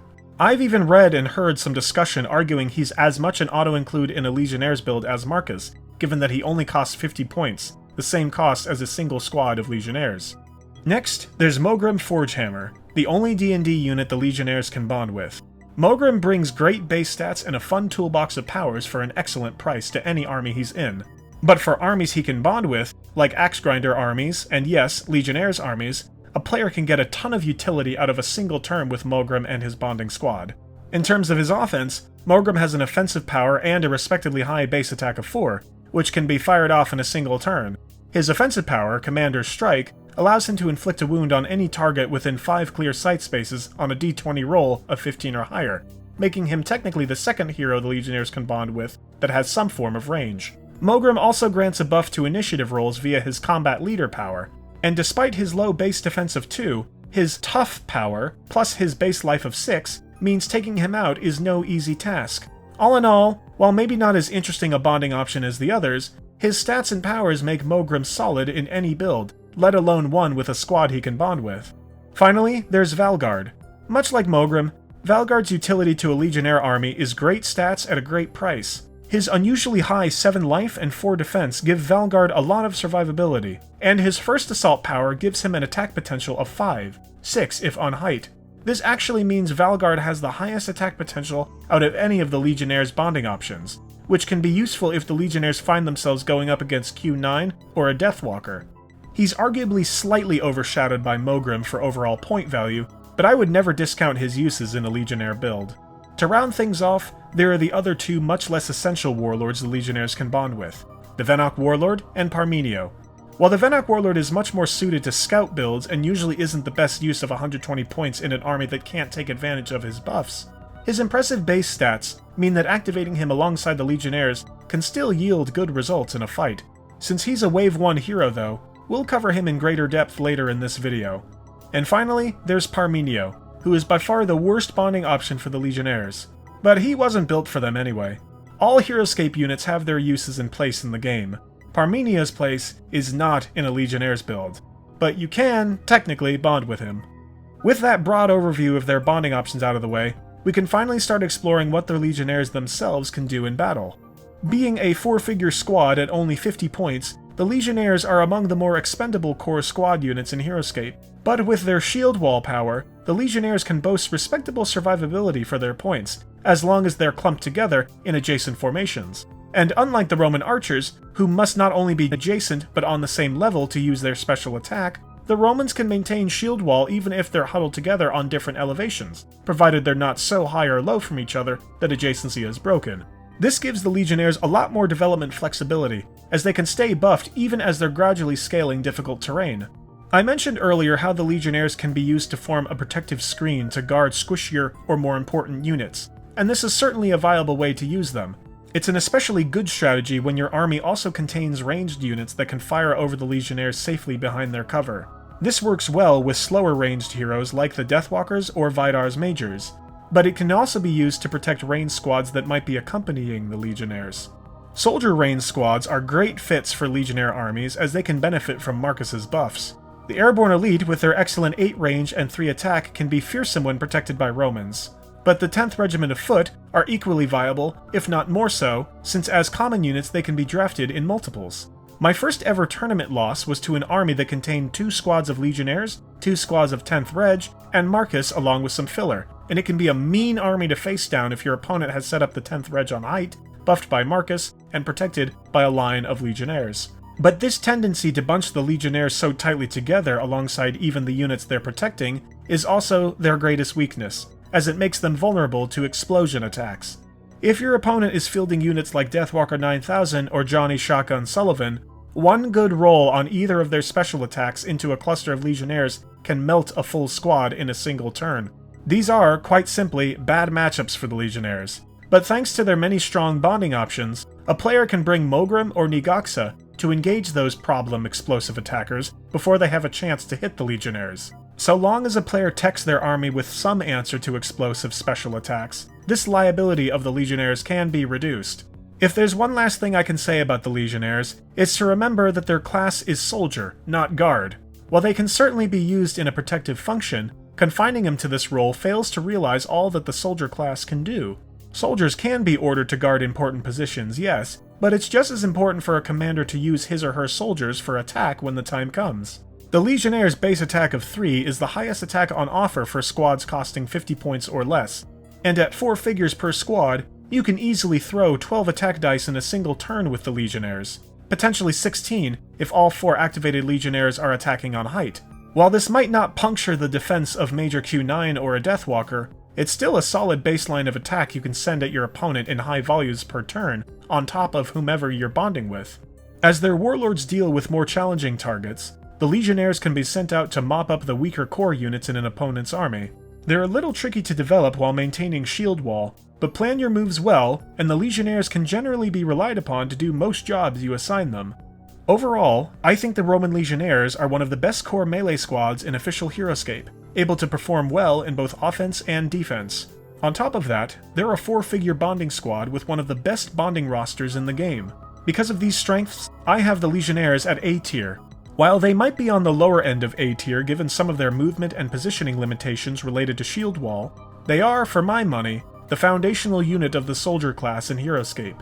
and though they've got some bad matchups against explosive special attackers, their warlords can still respond well to most of those situations. Much like their leader Marcus, the Legionnaires are icons of what the soldier class is capable of in this game. God help you though, if you're going up against Zelrig. We come next to Taelord the Kyrie Warrior, the first Utkar-aligned Kyrie hero released in official Heroscape. This Dark Kyrie's backstory details a gladiatorial battle that General Utkar held between 83 of his fiercest warriors over the course of 2 days, a contest that included Taelord. At the end of the 2-day bloodbath, Taelord was the last warrior standing. This prompted Utkar to make Taelord one of his top lieutenants and permit the victorious Kyrie combatant a drink from Utgar's personal wellspring. With this blessing, Taelord now commands Utgar's hordes across Valhalla with the same ferocity he used to outlast his 82 other opponents in the arena. Given this backstory, one might expect Taelord's role in the game to mirror his role in the story, as both a fearsome warrior and commander. Certainly one should expect a lot from any unit that costs a player a whopping 180 points to draft as Taelord does. And yet, contrary to his performance in the lore, this mighty Kyrie commander, like many other commander-type figures in the game, is best used in a support role for the majority of a fight. Part of this is because Taelord's base stats are the picture of mediocrity. As a melee-only hero with just 5 life, 5 move, 3 attack, and 3 defense, Taelord isn't going to be the last one standing in any arena that contains Nilfheim or Krug, that's for sure. And though he may have a flying power that aids his average base move, he's surpassed on his move stat by several other comparable Kyrie heroes in the game. In particular, both versions of Raylin the Kyrie Warrior outmove Taelord with their base move of 6, with both costing considerably less. Raylin is a natural unit to compare Taelord to because, both in the game and the lore, she's something of a foil to him. Both characters have a ranged aura power that buffs one stat of any units in the area of effect. In Taelord's case, his attack aura power allows him to buff the attack value of all figures a player controls within 4 clear sight spaces of his figure. It's very clear that the designers placed a lot of stock into Taelord's attack aura given the point price tag they put on him, and at first glance this might seem confusing.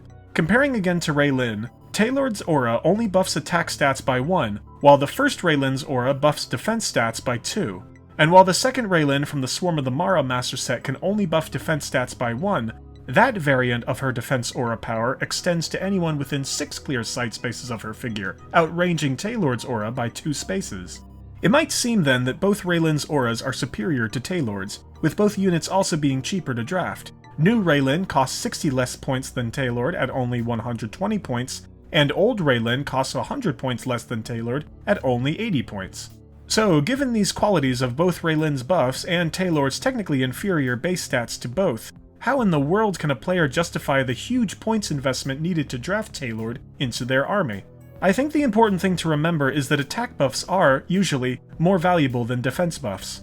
While old Raylin's defense aura is an incredibly useful buff, in most Heroscape game objectives, you don't win by defending. You win by attacking, doing damage, and killing your opponent's figures. And Taelord is undoubtedly a help to any army in this regard. Like Raylin, Taelord's aura really is the only serious reason to draft him into an army, and the value of that buff needs to account for a good amount of his price. Heroscape is already filled with ways to buff and modify normal attacks. Some units can buff their own attacks given certain battlefield conditions, while others can buff the attack values of qualifying friendly figures. In all of official Heroscape, attack buffs that come from one unit and transfer to another, like Taelord's attack aura, can only raise attack stats by 1, so this +1 attack effect by itself doesn't justify Taelord's high price tag.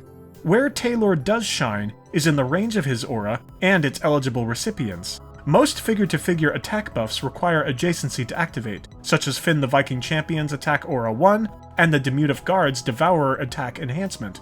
But Taelord's buff affects an entire area beyond spaces adjacent to him, as his recipients can be 4 spaces away from him and still receive his buff.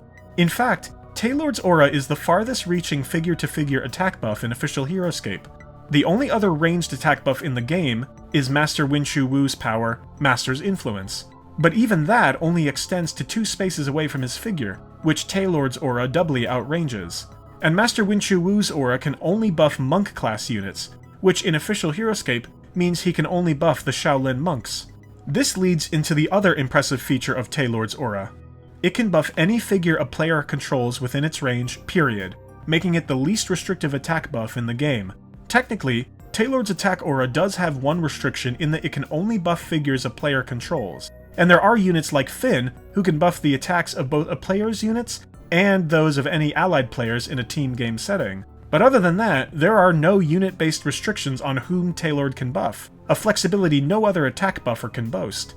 For comparison, Finn the Viking Champion can't buff the attacks of ranged units, and other figures that can buff ranged units have different restrictions. Marcus, as we discussed earlier, can buff ranged units, but only if they're soldier class, and there are other class-based attack buffers, like the aforementioned Master Winshu Wu and Demutive Guard, who can buff the attacks of only Monk class and Devourer class units respectively. There's even a unit that buffs attacks based on personality, that being Kosumet the Dark Lord, who buffs the attacks of adjacent figures with the Relentless personality by 1. The point is, none of these characteristics, be they range, class, or personality, are considerations for Taelord. Is a figure in your army? Are they in 4 clear sight spaces of Taelord? Then they get his buff. That's it.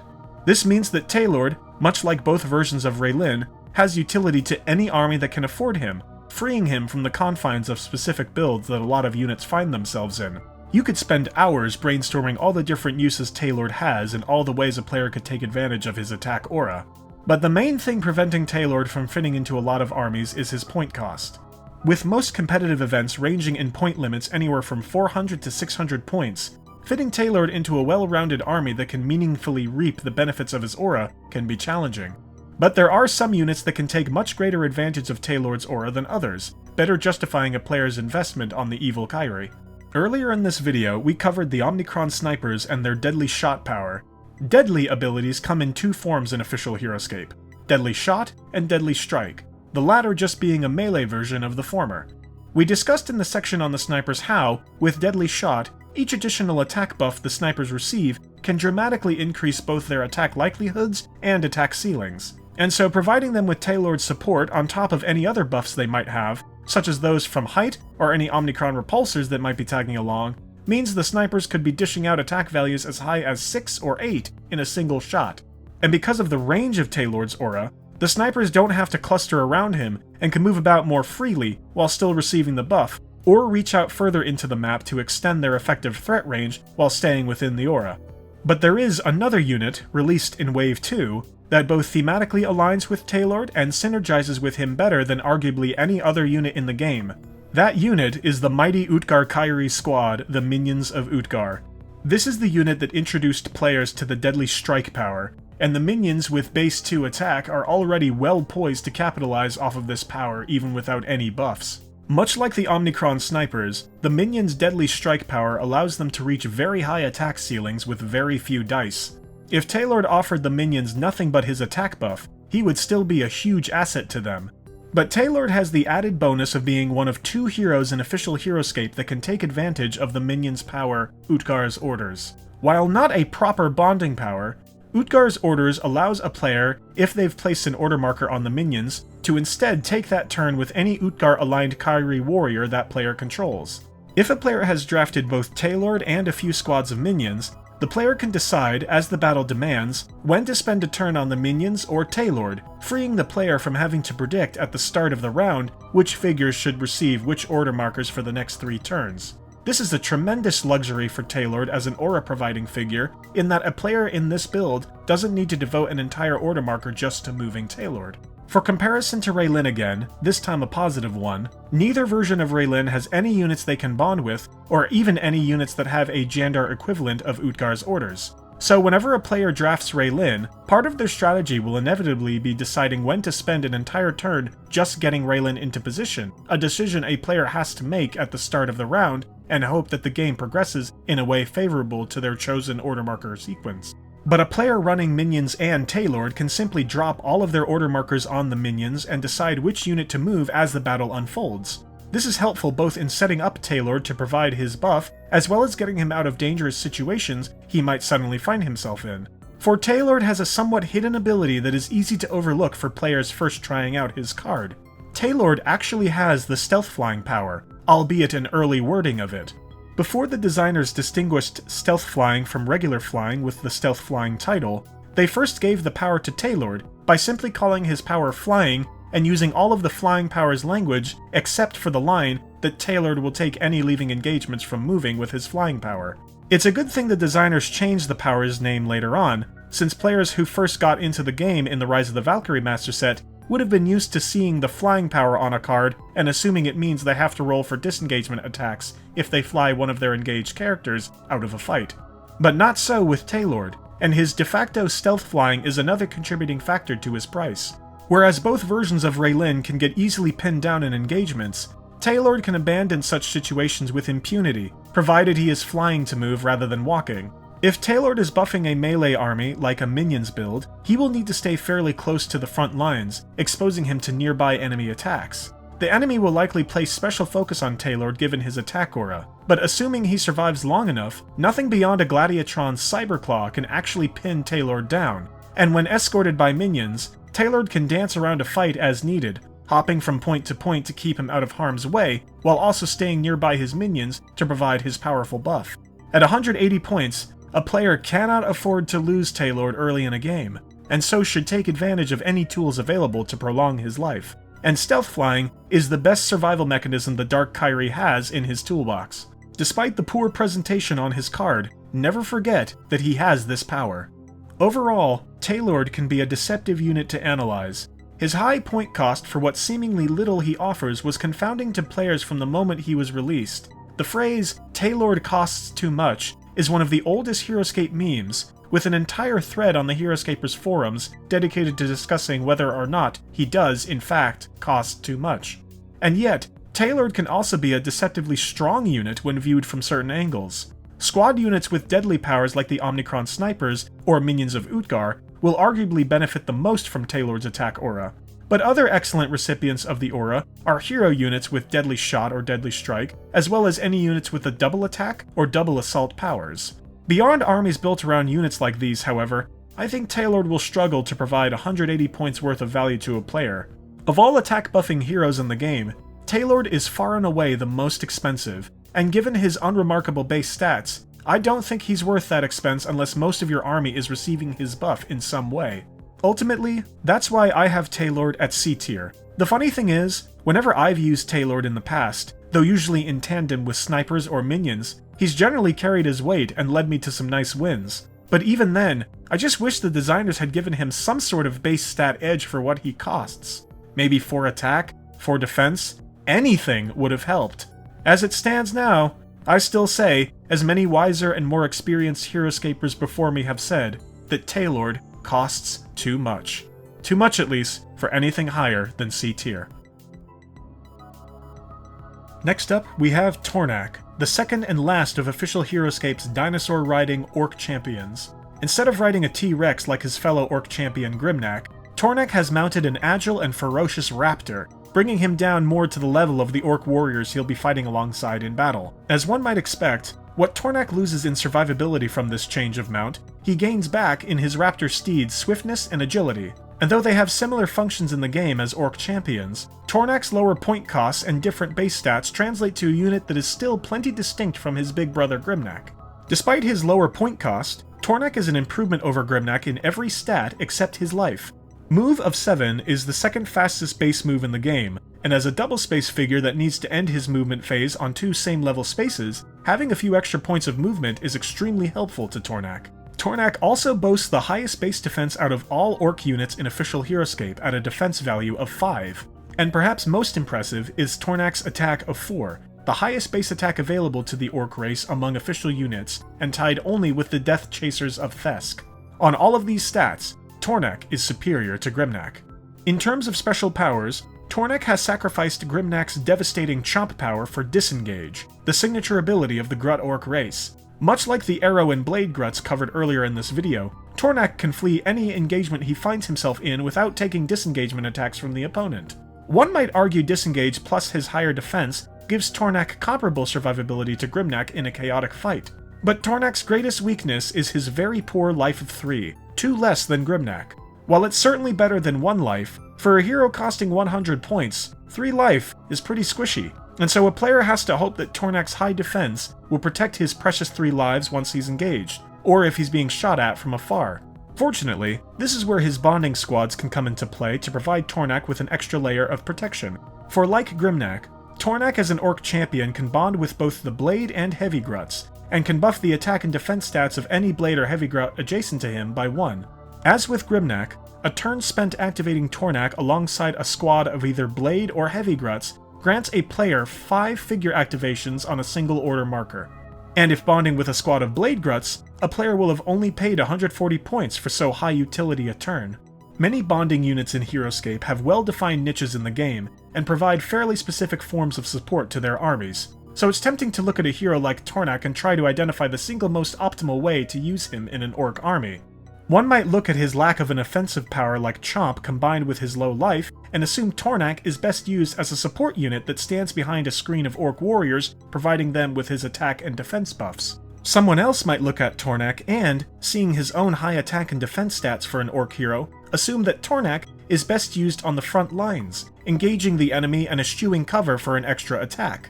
The fact is, Tornak performs well in both of these roles for 100 points and needn't be strictly assigned to either. Precisely because he doesn't have such a valuable power like Chomp, Tornak is arguably a much more flexible unit than Grimnak. Grimnak is a figure a player will almost always want to get engaged with the front lines early to start ripping through squad units with Chomp, but Tornak doesn't have to do this to justify his points. If you're able to protect him, then he can be a great support unit to buff nearby orc infantry over the course of a fight.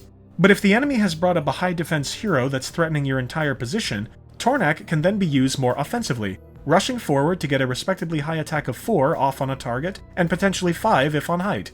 The point is, a player can adapt their use of Tornak to a greater variety of battlefield situations compared to Grimnak, whose role in an army is more cut and dried. And with Disengage, there's hardly any worry about repositioning Tornak to adjust a player's approach to such rapidly changing situations. A player building an Orc Warrior army may then ask which of these 2 champions they should bring to a particular matchup. The beauty of the Orc Warrior builds is that, often, you don't need to choose. Grimnak and Tornak together are only 220 points, with still enough room for at least 2 squads of either Blade or Heavy Gruts in most competitive settings. Very often, a player can fit Grimnak, Nerak, and Tornak into a single army alongside a core of whichever Orc Warrior squad they choose. In builds with both Grimnak and Tornak, a player has tremendous flexibility with how they develop their army on a board. A player could move his 2 champions in different waves, sending Grimnak and an Orc escort out to first do as much damage as possible. Then, once Grimnak has been downed, Tornak can move out with his own escort to mop up the survivors of Grimnak's rampage. Alternatively, a player can develop both Grimnak and Tornak simultaneously. While a bit slower, formations like this allow you to buff a larger number of Orc warriors in the area, given that all of your Orc infantry will usually be near at least one of your buffing Orc champions. It's worth noting too that Grimnak and Tornak's shared Orc warrior enhancement power stacks. So if a Blade Grut is standing next to both champions, his attack is raised from 2 to 4, 5 if on height. If a Heavy Grut is in that situation, his attack becomes 5, 6 if on height. But this leads somewhat into an unflattering observation some have made about Tornak.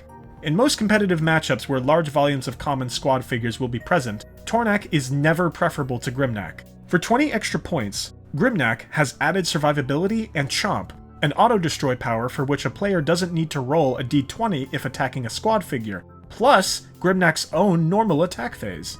Most of Tornak's other stats may be superior, but that 3 life means he really can't be relied on to last long if the enemy engages him or concentrates ranged fire on him.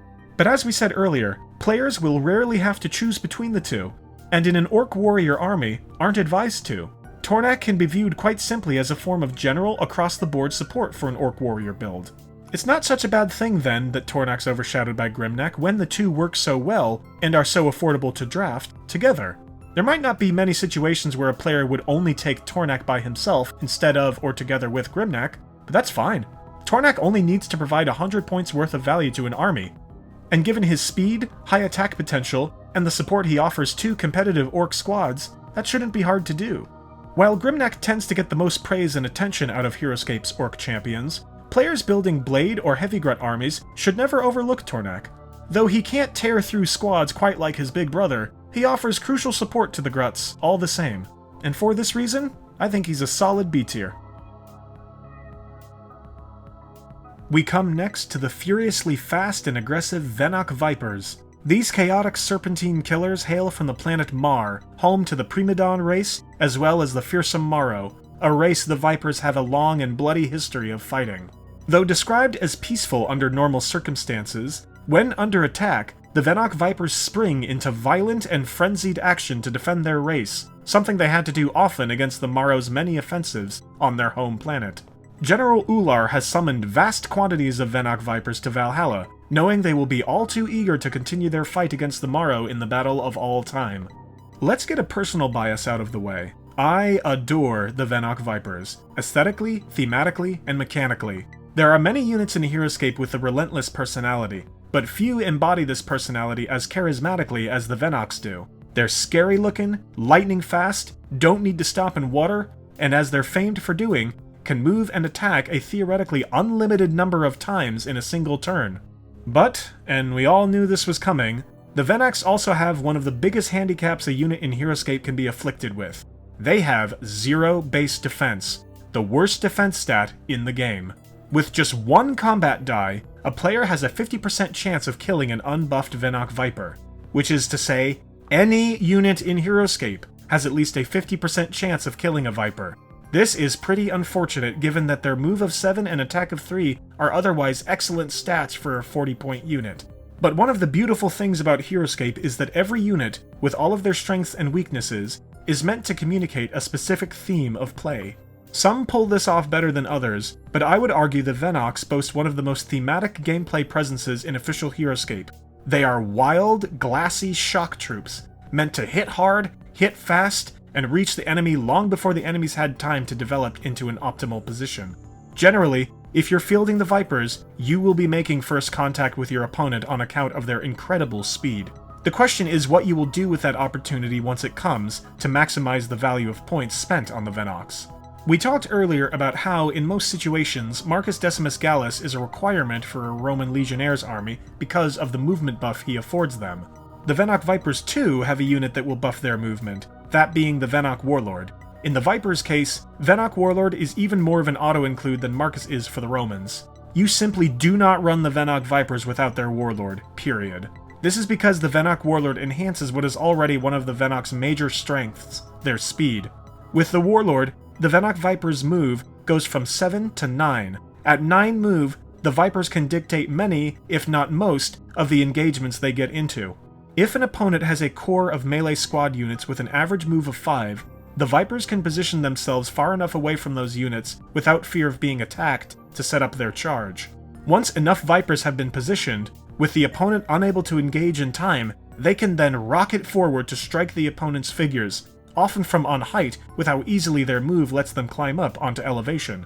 In this way, the Vipers' Warlord buff 9 move is the closest thing they have to any defense. The Vipers don't survive by deflecting attacks, they survive by not being in range of any attacks, period. This isn't to say a player should go out of their way to protect the Vipers. The fact is, once they're in the fight, keeping the Vipers alive is a lost cause. With 0 defense, they're going to die. The important thing is to make sure they kill their points worth of the opposing team by the time they do, and this is where their greatest asset comes into play. The Venoc Vipers are one of 3 units in official Heroscape with the Frenzy power. After taking a turn with the Venocs, on a roll of 16 or higher on the d20, an entire squad of Venocs can take another turn. And if Frenzy is triggered, once their second turn is finished, they can try for Frenzy again, and again, and again, until they don't roll 16 or higher after a turn. While statistically unlikely, the occasional Frenzy is hardly out of reach for the Vipers. Assuming the Venocs are fighting alongside their Warlord, they will have their Frenzy roll buffed by 1, meaning they only need a 15 or higher to trigger Frenzy.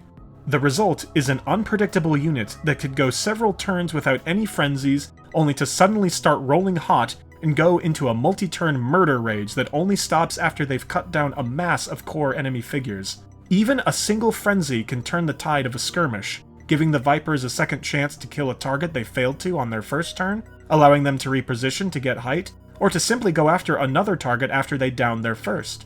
What's great about the unpredictable nature of Frenzy is that the enemy has no real way to prepare against it beyond setting up defensive pods or securing height, efforts the Vipers can often derail with their speed before the enemy can obtain their desired position. Not unlike chess, Heroscape is a game about planning your moves and anticipating the moves of your opponent several steps in advance. But unlike in chess, Heroscape has figures whose effectiveness relies on dice, especially d20 reliant units like the Vipers. A wise opponent may simply try to hope for the best, but prepare for the worst, by playing each turn assuming the Vipers will frenzy, an approach that undoubtedly changes how someone advances their figures. Conversely, a player fielding the Vipers should also plan around their unpredictability. Usually, a player is advised not to expect frenzy will trigger on a turn and to position their Vipers accordingly. All that a player is guaranteed on an order marker is one turn with the Vipers, and so frenzies should be seen as occasional bonuses, not the linchpin of a strategy. This raises the question of what a player should do once a frenzy has triggered. In other non-frenzying armies, there's an argument when activating a squad to sometimes develop figures that haven't been moved from a start zone, rather than use every activation on engaged frontline figures. The rationale in these scenarios is to make sure there are more troops coming in from the rear to replenish any that die on the front lines. When the Vipers get an extra turn from Frenzy, however, it's almost always better to just attack again with 3 Vipers in range of any targets. If that can include an undeveloped 9-move Viper from the rear that can engage a target in one move phase, great. If not, it's better just to take the extra attacks with the ones you've already developed. You might not get another Frenzy for the rest of the game, so use the opportunity you've been given to get 3 more bonus attacks on the enemy. Once their frenzying is over, your opponent will very likely kill all or most of the Vipers that just attacked on their next turn. If a Viper can destroy a figure or get a single wound on a hero, that's all you can ask for. They'll drop like flies soon after. The good news is, at only 40 points per squad, the Vipers don't need to do a great deal of damage to the opponent to justify their value before they die. And with how cheap they are, they can be drafted in large quantities, which you'll need to do to provide your army some insurance against Vipers that are taken out before they've had a chance to engage the opponent. And the main way an opponent might thwart your Viper's approach is with range. Unfortunately, I think most range armies are really bad matchups for the Vipers. When you consider that the average base move is 5, and the average base range of ranged units is 6, that means most ranged figures will have a threat range of at least 11, just beating out the Viper's Warlord buff threat range of 10 on even levels.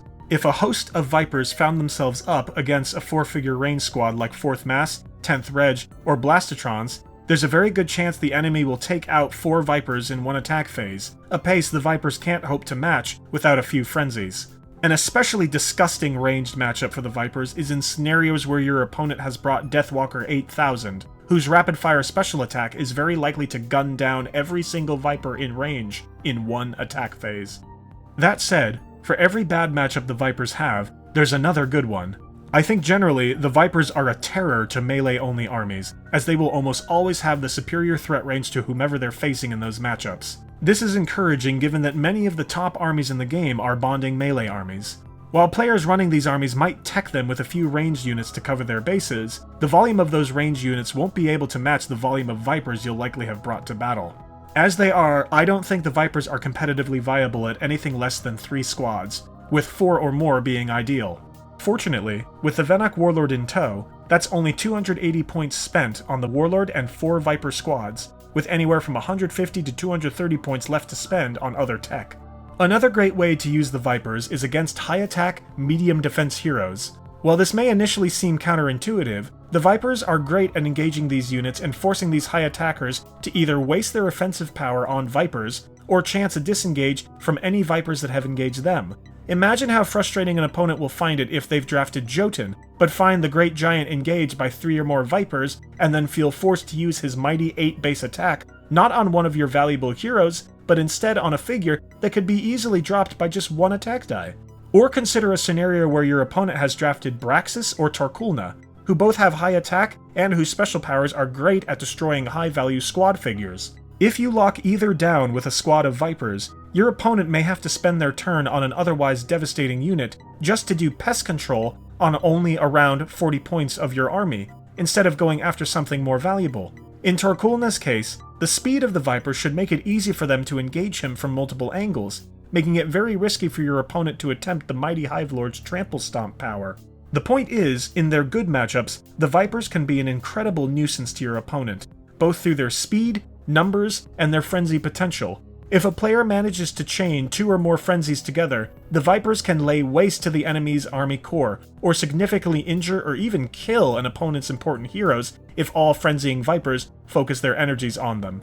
But that's only in their good matchups. Unfortunately, as we've discussed, there are some armies the Vipers just aren't in good shape to challenge, specifically range-heavy armies. Not only are 4-figure ranged squads a threat to the Vipers, but certain powerful ranged heroes are as well. If Major Q9 is within 7 spaces of a Viper swarm, he can use his Queglix gun special attack to fire 9 attacks of 1 into the Vipers, which has a good chance of killing 4 or 5 in one turn.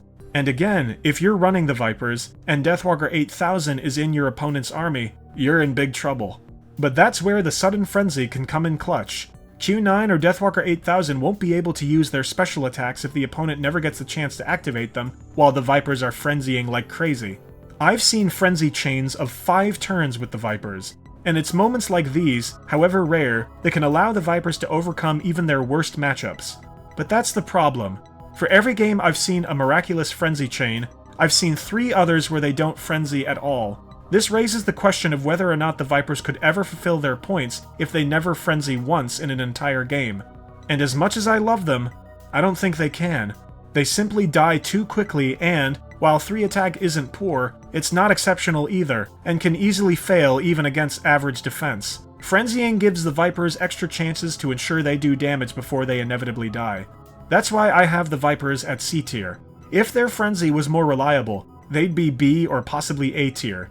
The potential of frenzy is terrifying. If you win initiative on round 1 and place order marker 1 on the Vipers, they could conceivably never stop frenzying and kill all of your opponent's figures before they've even activated their first unit. But if they don't frenzy ever, or don't frenzy at the right times, they just can't be relied upon to do much in a chaotic battle. Fortunately, with Venoc Warlord behind them and buffing their frenzy from a 25 to 30% chance of triggering, it's not unreasonable to expect at least 1 or 2 frenzies over the course of a standard game. But given this high variability combined with their non-existent defense and plethora of bad matchups, I don't feel comfortable putting the Vipers any higher than C tier.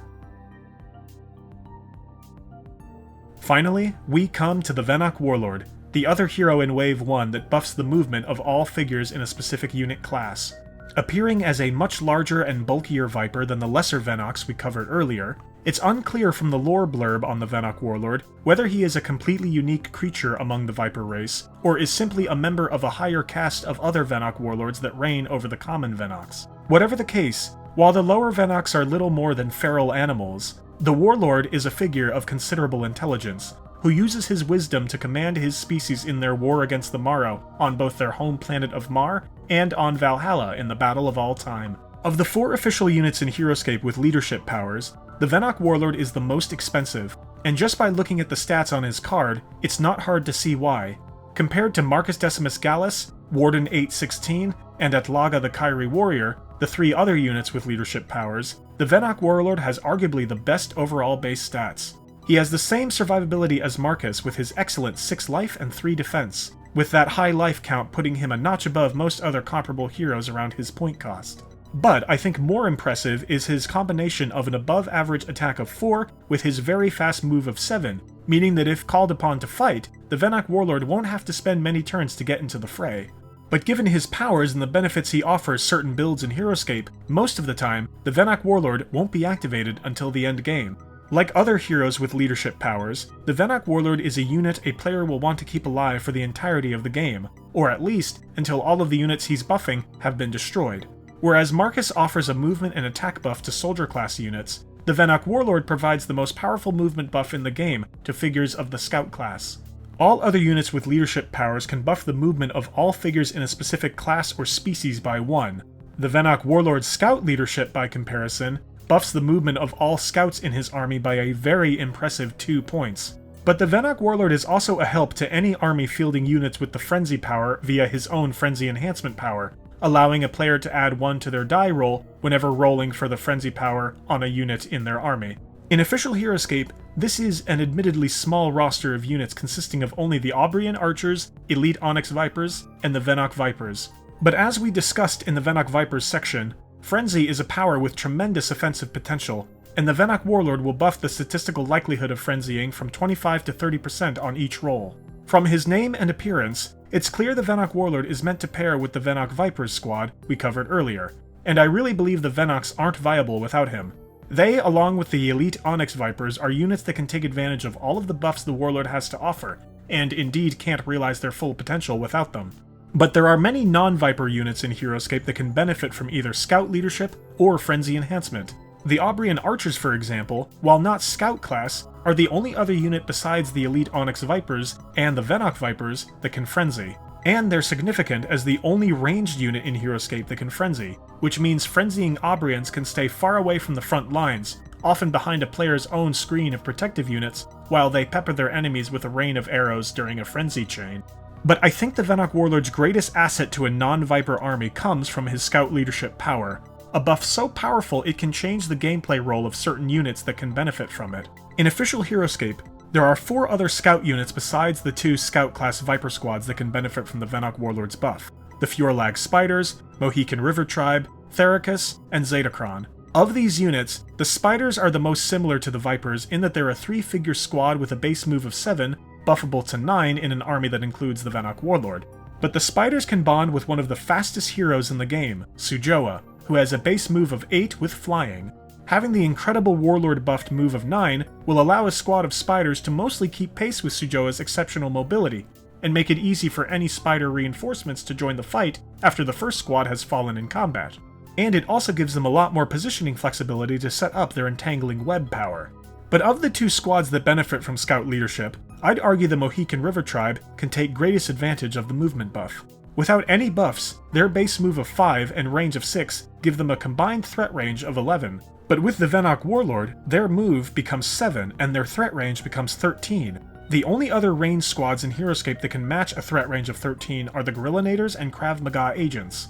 But more importantly, with such fast move and range, the Mohicans can spread out across a map, much the same way as the Gorillonators can, pulling apart enemy pod formations and largely dictating where the enemy has to focus their efforts.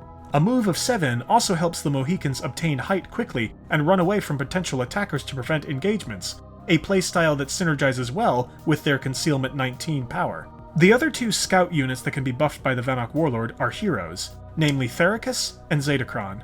Starting with Thericus, as a 40-point unit, there's little besides his carry power he offers an army.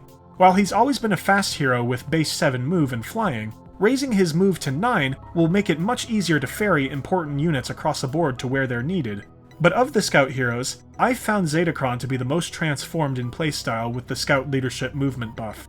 With base move of 5 and an impressive range of 8, he already has a threat range of 13, but when his move is buffed to 7 with the Venoc Warlord, that threat range becomes 15.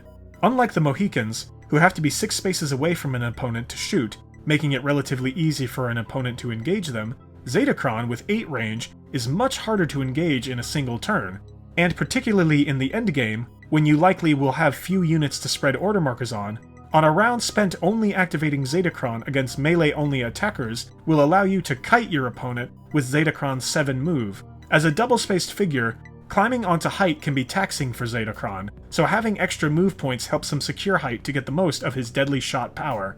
Without the Venoc Warlord, Zetacron can oftentimes feel like a stationary sniper tower, occasionally taking a high-power shot at an opponent from afar, but doing little else. But with the Venoc Warlord, Zetacron suddenly becomes a high-speed harasser, often outrunning his pursuers while shooting down on them from height. With all of the units that can benefit from either or both of the Venoc Warlord's buffs, a question arises. Can a player running a non-Viper build fully maximize the points spent on the Warlord if their army is only receiving one of his buffs, either Frenzy Enhancement or Scout Leadership? In theory, no. A unit's price takes into account all they can offer an army, so any army that isn't using all of their powers and abilities isn't maximizing a unit's utility. But in practice, all a unit really needs to do is make their points worth of impact on a game to justify their cost. And I think the Venoc Warlord is one of those units that can be included in builds that won't use all of his buffs, and still earn his points. For example, the Venoc Warlord's Frenzy Enhancement can really come in clutch for any frenzying unit, and an army that has the Aubrian Archers as its core should be positioning itself as best it can to get as many frenzies off as possible. You could even throw in Thericus or Zetacron as filler scouts if you really wanted to use all of the Warlord's buffs in such a build. But the Warlord Scout Enhancement is a buff that I think really pays for itself in scout-heavy builds. Mohican armies in particular I think are really strong with his buff, so even if there are no frenzying units in those armies, just giving your entire army core an extra 2 move is enormous value for points. But a unit's cost in Heroscape also accounts for that unit's own ability to attack and dish out damage to an opponent, and this is another area where I think the Venoc Warlord earns his price. As a support unit that a player will do all that they can to protect, he is usually always one of the last figures standing in an army, and the Venoc Warlord's base stats make him highly effective in the endgame where he'll usually be going up against wounded heroes or the remnants of squads. 4 base attack is above average, and with his speed, the Warlord can often take height before his target can, allowing him to get 5 attack, and with 6 life and 3 defense, he can take a lot of punishment in a brawl. This is where I think he excels over Marcus, as Marcus is incentivized to put himself closer to danger to provide his soldier attack buffs. When Marcus is buffing frontline units, it's likely he'll take a few wounds, and if Marcus makes it to the endgame, he'll often be softened up quite a bit before going up against the last of the enemy's units. But the Venoc Warlord has no need to get close to danger until all of the beneficiaries of his buffs are dead. He can sit pretty in his start zone while providing his passive buffs the entire game. This means the Venoc Warlord stands a very good chance of surviving into the endgame with full life, giving him plenty of endurance to mop up what remains of the enemy. And let's not forget his bonding potential. As a Warlord class hero, he can bond with the Roman Legionnaires, and, as a Warlord that follows Ular, he can also bond with the Venoc Vipers. While he's not designed for a Romans build, his stats alone make him a decent bonding option even if his buffs are meaningless to the Legionnaires. But with a squad or 2 of Venoc Vipers behind him, a player is commanding a gang of at least 4 figures with 7 move, which can be a fantastic endgame cleanup force. In all of my time playing Heroscape, I'm hard-pressed to think of any game in which the Venoc Warlord didn't do something impressive, either on my team or an opponent's. He's a solid hero purely for his base stats alone, and his 2 buff powers make him a valuable addition to a nice collection of army builds. But I think what really makes him stand out is that his playstyle of being a passive cheerleader naturally causes him to stand back until the moment in a game where he's the most useful, the endgame. We haven't even talked about the fact that he has Slither, allowing him to move through water without stopping. But even if he didn't, the Apex Viper has more than earned A tier on this list. The fact that you don't need to use all of his buffs in a game for him to justify his point cost makes me think the developers really nailed his design as a unit. A joy to play with, a challenge to play against, and arguably the best unit in Wave 1, Old Mittens isn't just a timeless unit within the competitive landscape, he's an icon of Heroscape itself. Alright, and now we come to the end of the scripted portion of the video, and from this point until the end it's going to be free-form, off-the-cuff discussion, where I will do a little video wrap-up as well as a couple channel updates for those who are interested. But just like the last video, we're going to put up on screen the spread of the units from Wave 1 and where they fell on the tier list and the rankings for this wave. So fortunately, don't see any S tier units this time around. No completely busted units or broken units. Not that all top tier units, can be called broken, but I think people who are fairly familiar with things like the Mara Warriors or Raylin from the first Master Set, which were both S tier last time, I think they probably understand what I mean by a busted unit, things of that nature.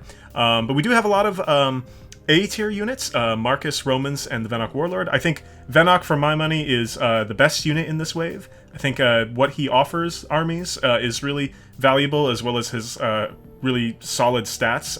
But, maybe I'm wrong there.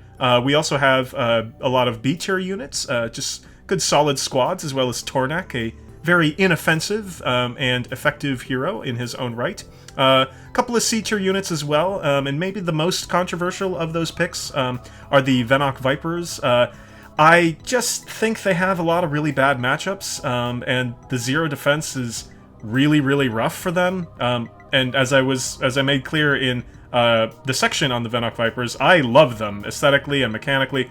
I have a lot of fun with them, but just in terms of all the different matchups I imagined for them, I just think they fall a bit short of B tier in this case.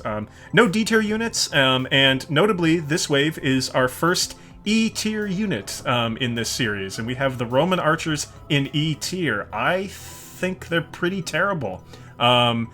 I am unaware of any units either in Classic Heroscape or in the VC waves that buff the archers in any way, and I just think to even modestly make them modestly viable, they need a lot of support. So, but maybe I'm wrong. Maybe I'm wrong about any of these, and that's where I welcome anyone to let me know if they think I ranked a unit too highly or put a unit too low. Am I underappreciating a unit? And I invite all of you to let me know how I did, and tell me where you would post a unit on your own tier list if it didn't match this one here. With that, I'd like to jump into kind of why this video took so long to make. It was, many months in the works, and kind of my general vision for the channel going forward and what future projects I have in mind. So, just to summarize, my life got very busy. Not bad by any means, but very busy after I made that first tier list video back, I think in January, and it just... I had to kind of slowly chip away at this project over time, and this is like the third or fourth creative project I'm working on alongside my day job. So it's a matter of just kind of finding the time in the schedule to drop a little bit of a couple hours of work here and there during the week on this project, and yeah. But I do have a process down for the most part, and I feel like it's only going to get more streamlined from here. So hopefully the wait time will decrease with each subsequent video. Fingers crossed. And yeah, let's hope for the best there. Now, regarding future projects for this channel, certainly I'd love to continue doing the tier list videos. They've been a lot of fun to do. As time-consuming as they are to do, I've enjoyed writing these articles. It helps me kind of get my thoughts out about these units, organize my thoughts, and hopefully it's enjoyable content for all of you.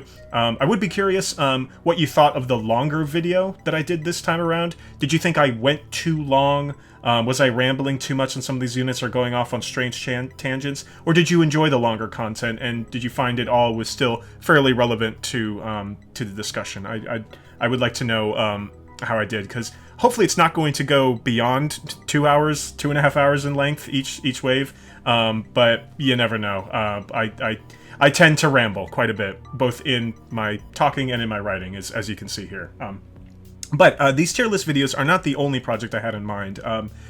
Some people had asked whether or not I would ever do a similar thing for the VC units, and that's something I didn't mention at the start of the video, is that I'm not considering the VC waves in my overall analysis and rankings of these units from official Heroscape. Not that I don't like the VC units, I actually really do. I like collecting them and playing with them, and I pretty much regard them as canon units. That's how well designed I think they are. But I have to keep these videos concise, and I think if I included VC, it would dramatically increase the length of these videos, and so for these tier lists, we're only focused on official units, but as far as analyzing and, talking about some of the VC units for future channel content, I would be happy to do it. And one thought I had was kind of doing, like, quicker versions of these videos, maybe not tier lists, but where I just look at all of the VC units that came out in a specific VC wave, and then just offer quick little bullet point thoughts about each of them, or maybe I could just make a video purely focusing on a single unit. But the main thing I thought for potential future content was related to actually some of the competitive events that I've been going to recently. As I said at the start of the video, or maybe I did, I forget, but I am fairly new. As much as I'm talking, analytically and maybe posturing to myself like I know a lot about Heroscape, I'm actually really new to the competitive scene to Heroscape, partly because I didn't know there was a competitive scene in my area, so it's been great to connect with that community. I've really been enjoying playing against people that are playing at their best, and I've been learning a lot from each event that I go to. And from some of the comments I read in the previous video, it seems like a lot of people who are watching this channel might be in a similar situation where either they're new to competitive Heroscape or they're just getting back into Heroscape for the first time, and I thought this is a journey that we could go on together. So one idea I had, and this would be later in the year, was to do each year that goes by, 2023, 2023, and then 2024, and so on and so forth. At the end of every year, we do kind of a competitive year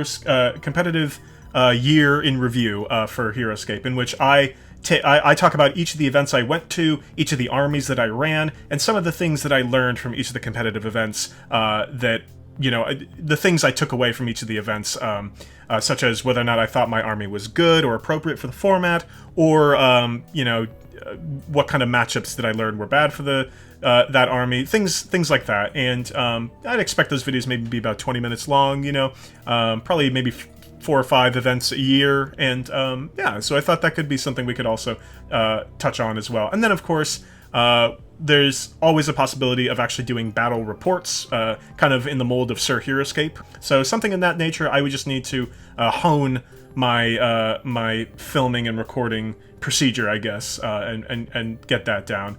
But anyway, in any case, I hope everyone enjoyed this video, and hopefully you gleaned something from it. If you would like to support the channel, you know the drill, the whole YouTube thing. Like, comment, subscribe, blah blah. But truly, only like, comment, and subscribe. Only do that stuff if you did find the video helpful, if you learned something from it, and if you enjoyed it. Only do it on, you know, on that. But it does go a long way to help the channel, and you know, I'm sure you've had millions of YouTubers tell you the same thing, but this is something I'd like to grow, and I'm excited to do so. So more tier list videos will come. I don't know when. I don't know how long it'll take to get to the next one, but they're on their way, and I'm looking forward to sharing with you all them with you all when the time comes. Have a great rest of your summer, and I look forward to the next time we can connect and analyze some Heroscape units. Take care, everyone, stay well, and scape on.